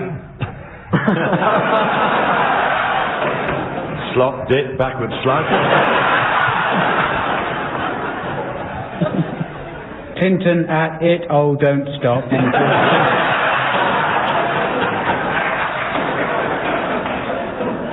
Robert the Bruce at website. Oh, yes, he did. Prince Charles. Charles at 50, Queen stop, no chance stop. Trevor MacDonald at news.at.10.bong. MFI at unbeatable price / bracket missing, return no chance.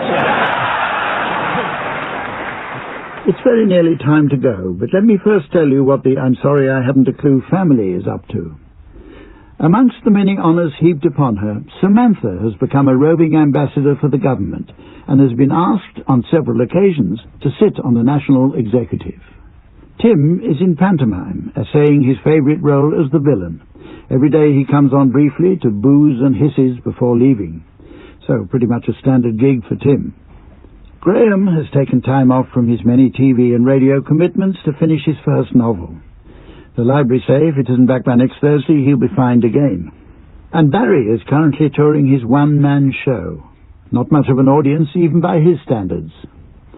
He's supported as ever by Colin Sell, whose work at the piano was described by one critic as timeless, by another as tuneless, and by a third as hopeless.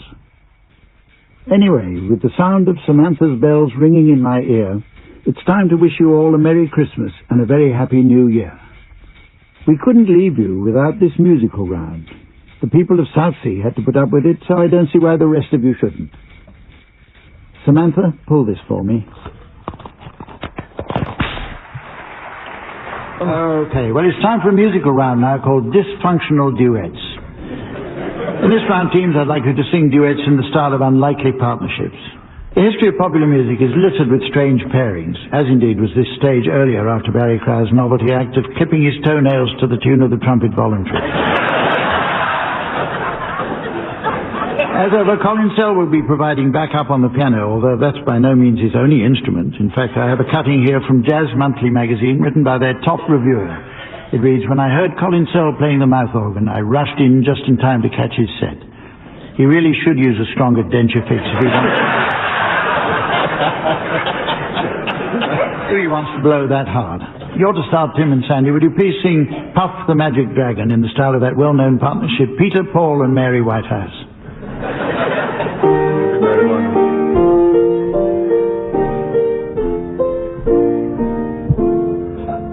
Puff, the magic dragon, lived by the sea. Wait a minute, are there people with dragon in this? Lived in the autumn mist in a land called Honolulu. Oh, no, I don't think you can have that. That's rhyming slang for something disgusting, isn't it? Little Jackie Paper. Oh, no, there's children involved now. Loved that rascal Puff. Oh. And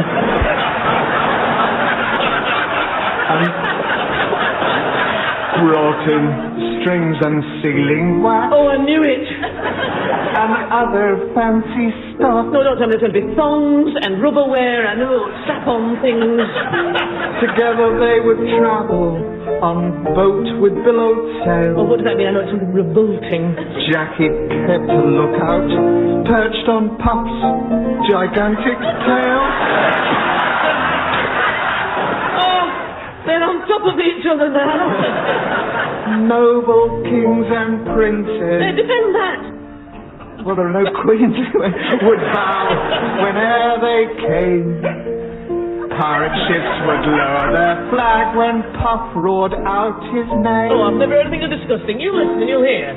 Oh, Puff the magic dragon. Oh, I see what you mean. Rolling the autumn mist in a land called Honolulu.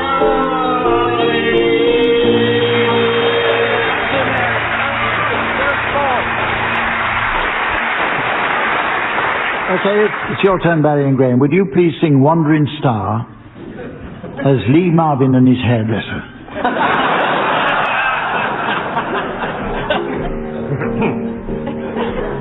I was born under a wandering star.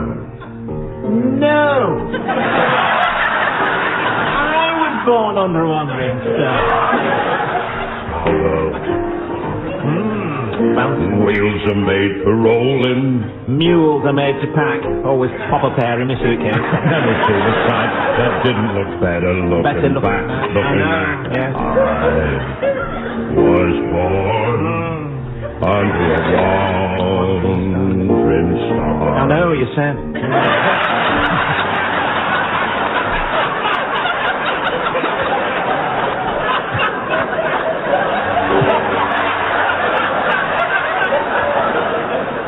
Mud can make you prisoner. And the plains can bake you dry. I know.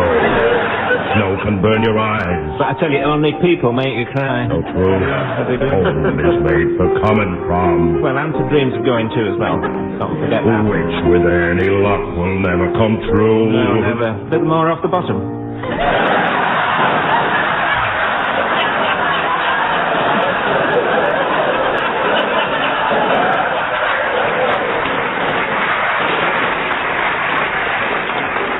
Take it easy round the edges.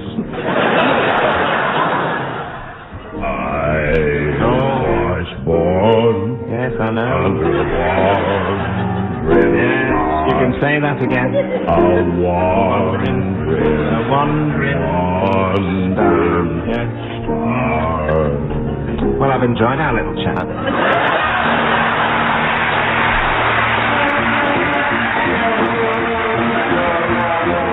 Barry Cryer, Graeme Garden and Tim Brooke-Taylor were being given silly things to do by Humphrey Lyttelton, with Colin Sell setting some of them to music. Their guests were Jeremy Hardy, Paul Merton, Fred Macaulay, Max Boyce and Sandy Toxvig. The programme consultant was Ian Pattinson, and the producer was John Naismith. Hello, this is Humphrey Lyttelton speaking to you from my winter retreat in the Highlands of Scotland with a Yuletide selection from I'm Sorry I Haven't a Clue.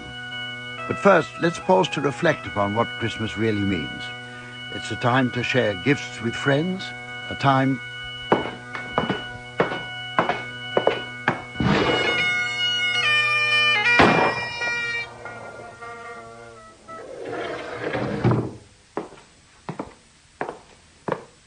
a time of peace and goodwill to all men, and a time to think of loved ones, some perhaps no longer with us. Our nationwide tour started last spring in Woking, which until Victorian times was no more than a small market town. But when nearby Brookwood was chosen as the site for Britain's largest cemetery, a dedicated railway line was built to run funeral trains from London. Out of respect, South West trains still operate services at the same walking pace. As Woking today is known as a dormitory town, it came as no surprise by the end of our evening there to see a lot of people asleep in a large room. One round I did wake up during, however, was called Goodbye Magazine, my own contribution to the many glossy society and showbiz publications. But this one dedicated instead to the celebrity funeral. The team suggested what the contents might comprise. Graeme, any ideas? Yes, History Corner, a photo caption. Lazarus, seen here sharing a joke with a bearded stranger at his own...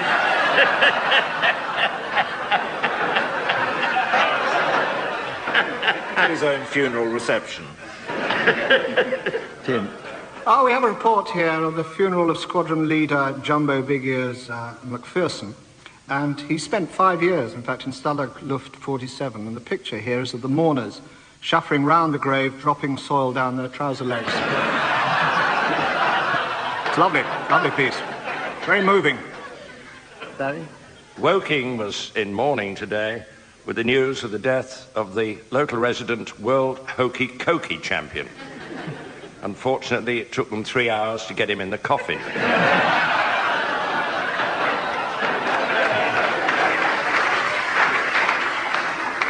At the funeral of Marcel Marceau, mourners held 2 minutes noise.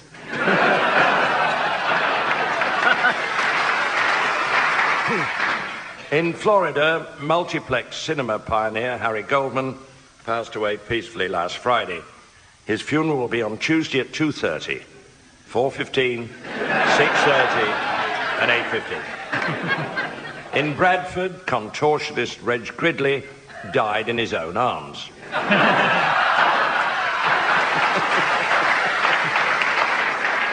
At the funeral of Bill Gates, the coffin went down 8 times. Rather sad picture on page 8 of a gravestone. Here lies Jeffrey Archer. And here's the headstone of Jerry Garcia of the Grateful Dead. Thanks very much indeed.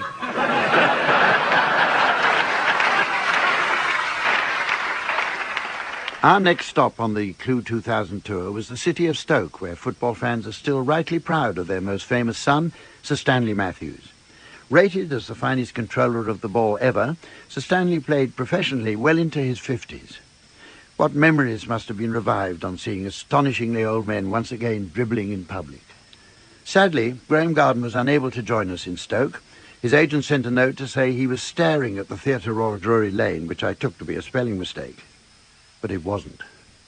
Among the games played, I remember one which was quite good, where the teams took turns to be diners engaged in conversation, while the opposing team acted as waiters, whose job it was to interrupt them at the least opportune moment. Darling, there's something I want to ask you. Care for a roll, madam?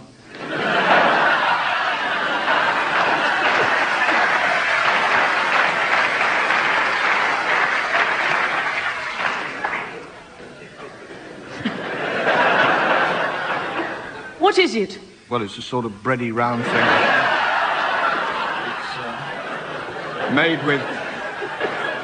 made with flour. I've got a surprise for you. It's self-raising.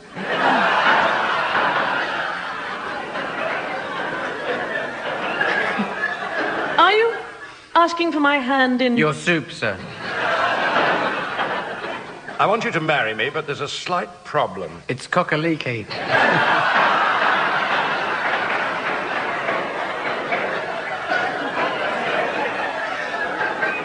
What is it? I've just told you, Clothiers, it's cock-a-leaking. I've just discovered I've got a... knob of butter.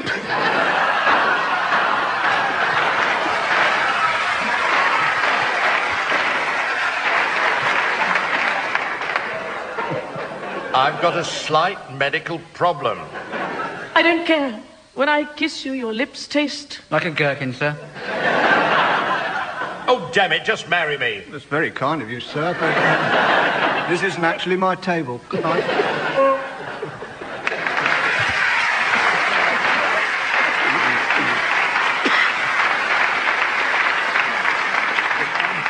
OK, let's swap that around now. Tim and Jeremy, you can be diners this time, and Barry and Sandy will be the waiters.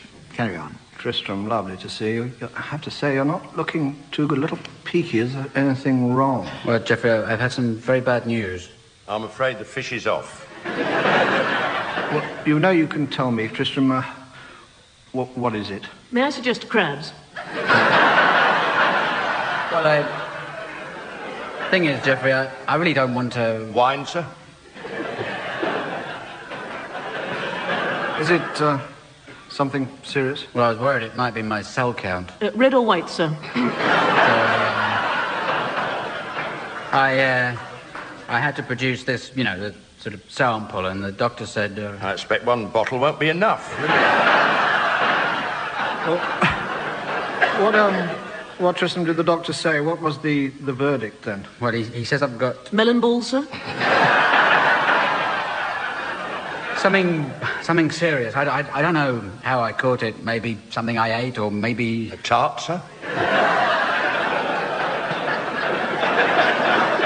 Oh, cheer up, Tristram. You'll soon be... Toast, sir.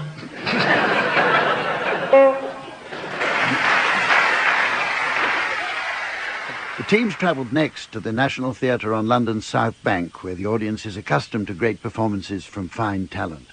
All agreed the show was really something else. We were broadcasting from the Lyttelton Theatre, which is actually named after a relative of mine, Oliver Lyttelton, 1st Viscount Chandos, who was the National's first chairman. Oliver, or Uncle Viscount as I knew him, joined the government in 1940 and was found a common seat in Aldershot, which explains why he had to shout during Prime Minister's questions. Since his time, the National has seen many varied productions, from the controversial Romans in Britain to Beckett's Happy Days, famously featuring Dame Peggy Ashcroft in the lead role of the Fonz. Appropriately, we played a round called Grand National Theatre, which combined acting and horse racing rolled into one. The teams provided us with their interpretation of Act 3, Scene 2 of King Lear, in the style of horse racing commentators. Enter King Lear and pool. King Lear, blow her winds and cracks your cheeks, rage, blow your cataracts, and hurricanes spout till you have drenched our steeples, drowned the cocks through sulphurous and over, the authority executing fires, born to couriers to oak, cleaving thunderbolts over to you, Barry. Singe my white head. Now, old shaking thunder, smite flat the think rotundity of the world, crack nature's moulds, and German spill at once, that makes ingrateful man. Over to you, Stephen. No, uncle, cold-headed water in a dry house is better than this rain water out of door.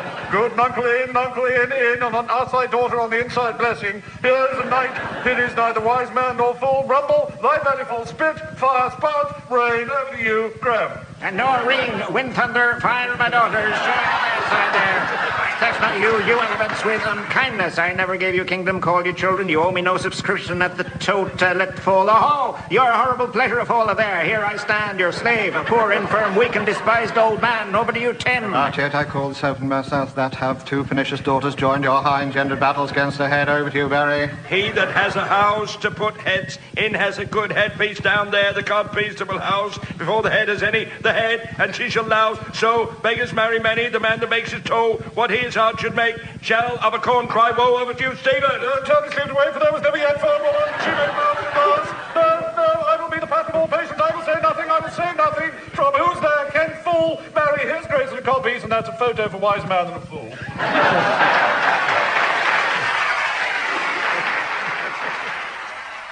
One round which brought back memories for me involved looking back to the dark days of World War II, specifically the wartime chat-up line. The war was a time when, in the face of adversity, romance was often in the air, except in single-seater fighters, of course.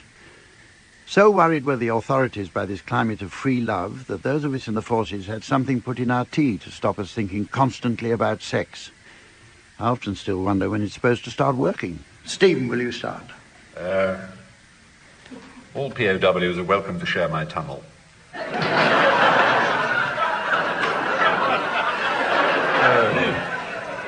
Hello. Hello. Hello. I'm from the disposal squad. Does my bomb look big in this?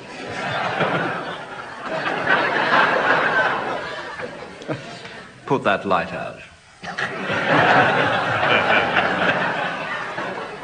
It's all right, I said V-E.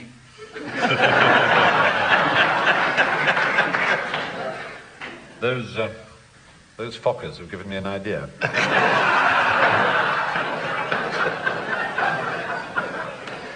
I've been trained how to handle bazookas. I think we should both take off our gas masks first.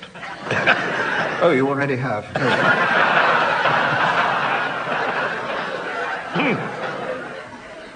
You don't know what a dishonourable discharge is? Well, let me enlighten you.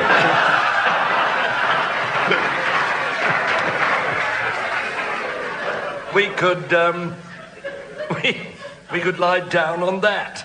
A sandbag! They say we should all pull together. Stop or I'll shoot.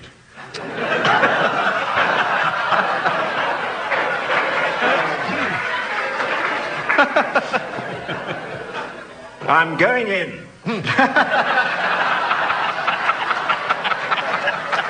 Is that a spike on your helmet, or are you just pleased to see? It's called a siren suit because everyone who sees it goes, oh.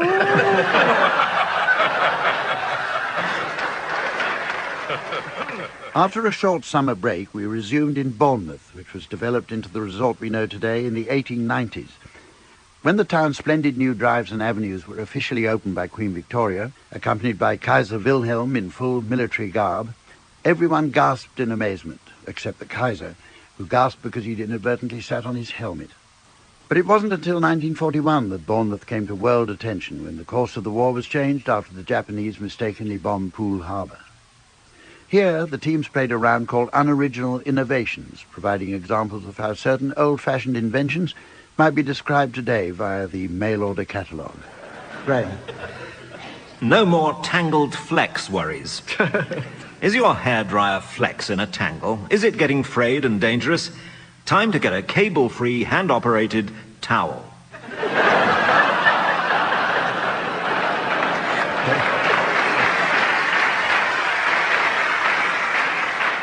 Barry. The toilet roll. New from Thomas Crapper & Son. Crapper's Delight. Accessorize your water closet. No more dock leaves. No more asking the man next door if he's got 2 5s for a 10.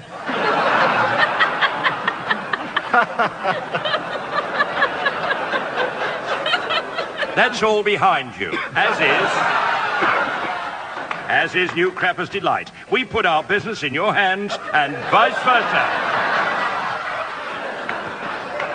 Ivor Trump of Staines writes, before discovering your product, I was so desperate, I nearly shot myself.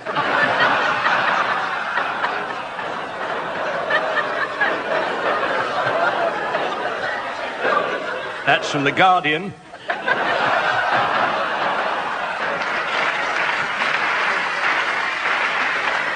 Experts agree it's the #1 product, the Royce of rolls. Try Crapper's Delight. The next venue on the autumn leg of our tour was Coventry's Belgrade Theatre. The earliest promoter of Coventry was the Earl of Mercia, who played an important role in stimulating growth for the city fathers, as did his wife Godiva when she rode naked through the streets. Legend has it that the townsfolk all averted their gaze, except for Peeping Tom, who watched her single-handed, and as a result went blind. The good people of Coventry were treated to a regular round called Sound Charades, based on TV's Give Us a Clue. Who can forget the Grandmaster himself, Lionel Blair, winning in a record time of 3.5 seconds when he brilliantly mimed Anchors Away by signalling first word sounds like and pointing to himself and Timmy Mallet. It's difficult to improve on the original, and to prove it, the teams presented their oral mimes of famous films. OK, Tim and Tony, you're to start, please, and your title will be displayed to our theatre audience via the laser display board. And here for the people at home, here's the mystery voice. The 7-Year Itch. The 7-Year Itch. Right, you're guessing this one, Barry and Graeme. Off you go, Tim and Tony. It's 4 words, and it was a film, and it's a play. We don't know whether it's a book, but film and play. And it goes something like this. Hello there. Hello. Hi. Fancy meeting you in St Mark's Square. It's lovely, isn't it? Yes. Yes. How are you? Don't do that. Sorry. Colin, could you make some music time passing? Excellent. Hello there. How are you doing? Yeah, back in some months. Yes, it's lovely here, isn't it? Gosh, Yes. How long has it been Oh, since... it's about a year, I Yeah. would say. Don't do that. Right.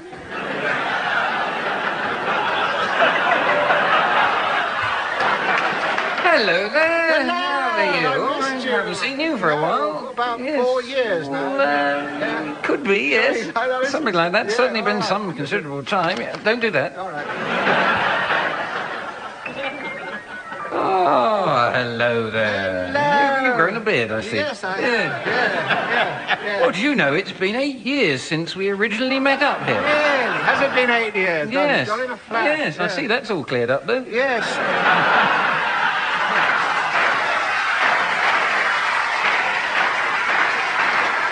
Yes, it cleared up about a year ago. Yeah, about a year ago. See you then. I know what you did last summer. 7 years. 7-year itch.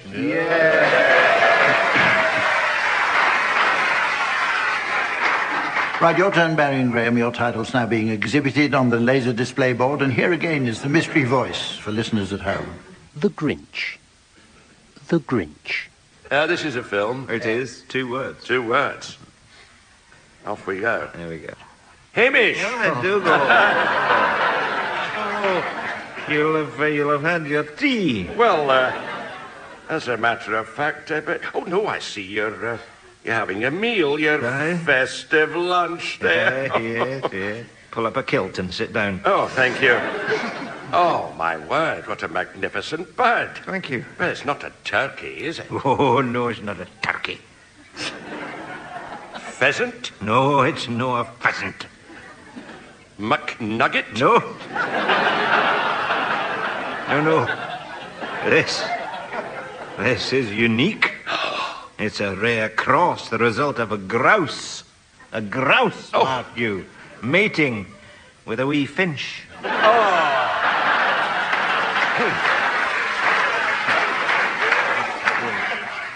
James, that's a one-off. That's just what the finch said.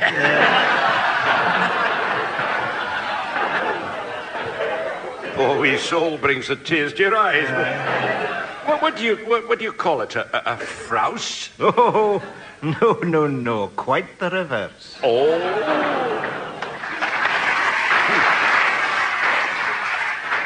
Last tango in Paris. Could it possibly be the Grinch?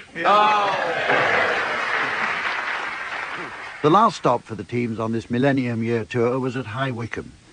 The area first attracted pilgrims in the Dark Ages, when the sick came to take the waters of the local holy wells, which they believed could cure their blindness. This practice had to stop when, despite the warning signs, the deep wells became blocked by the many who'd fallen down them. High Wycombe's wealth was built on the manufacture of traditional furnishings, and the town quickly became known as the furniture capital of England. Then, with the growth in demand for chests of drawers and fancy footstools, it became known as the tall boy and puff capital of Europe. It was here we experienced what is known in modern broadcasting parlance as a landmark event, with our spectacular new Quiz of Quizzes.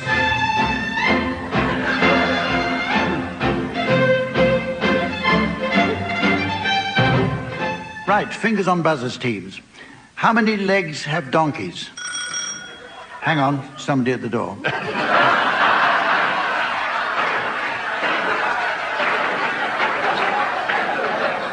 Samantha, can you go and see to it? Right, carry on. Tim. 4. Tim says 4. Barry and Graeme? Higher. No. Are you sure? Higher. I don't think it's lower. Lower. You say lower. Well, Lower. the right answer is that no legs have donkeys. So you were right to go lower. And Tim gets 10 points. Tim, question or nominate? Nominate Graeme. No, the right answer is nominate Barry. You lose 10 points. Barry, what's the first letter of the word aardvark? Is it A, B, C, or D? Oh, Can I go 50-50, Hump? All right. Computer, take away one wrong answer and one right answer.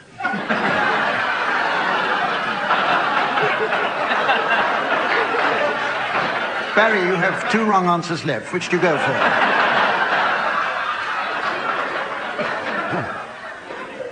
Can I phone a friend?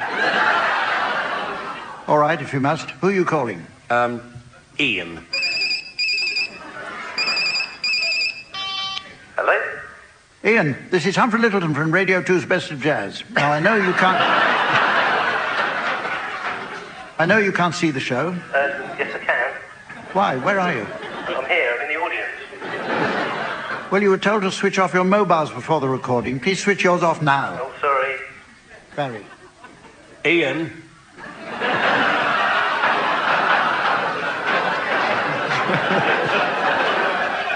Ian, what's the first... Ian? Hello, he's gone. Aardvark, does it start with C or D? Take your time.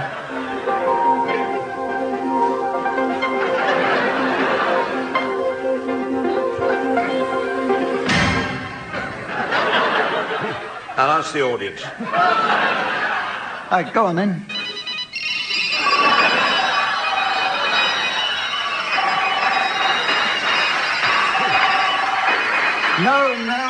No. Switch them all off. Barry, you're out of time. But let's see what our survey said. Jeremy, your turn. Can I have 1 off the top row and 5 little ones, please? Okay. There you are. That's 1 Dundee cake and 5 macaroons. And your target is... Toad in the hole.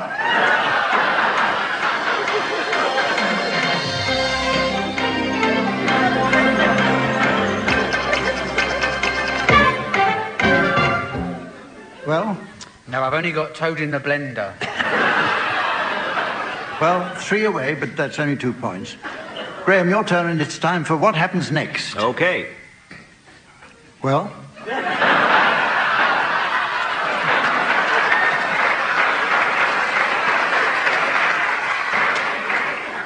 Well, what? What happens next? I don't know. I've never played this before. Have a guess. Okay, well, what's supposed to happen next? The What Happens Next round. Well, what happens in that? I'm asking you. Well, I don't know. I mean, I've never heard this before. I mean, I come here in all good faith. I don't know what's supposed to happen. I'm not sure what's been going on so far anyway. I've no idea. And Graeme was talking when the whistle went. So you lose 10 points. The final question is for Tim. Tim, who was Formula One motor racing champion in 1977? Louder? Tim, who was Formula One motor racing champion in 1977? Nicky Lauda. No, it was James Hunt. Well, teams, at the end of that round, you've banked a miserable 72p out of a possible £10,000. Who is letting you down? It's time to vote for who you think is the weakest link. Anne Robinson. Anne Robinson. Anne Robinson. I'd have to say Anne Robinson as well. Tim, why Anne Robinson? Exactly.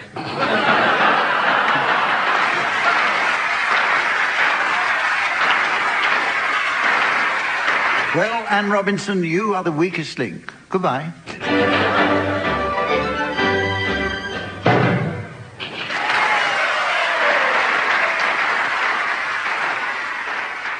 Well, ladies and gentlemen, as the eager hands of time grab at the nuts of destiny, the plump bird of fate is stuffed by the paxo of eternity, the expectant teenager of hope unwraps the hand-knitted pullover of disappointment, the elderly relatives of forgetfulness are sent back to the rest home of doom, and the pine needles of irritation begin to collect in the cat, I notice that it's nearly all we have time for this year. So on behalf of all of us, and I'm sorry I haven't a clue, I wish you a Merry Christmas and a peaceful New Year.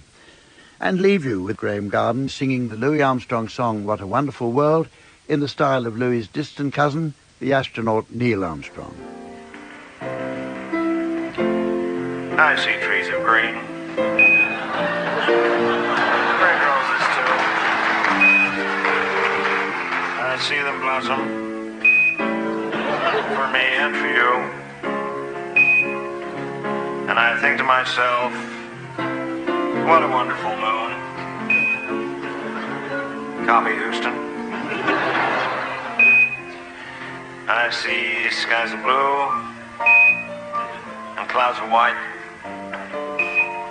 A bright blessed day and dark sacred night, and I think to myself, Houston, we have a problem.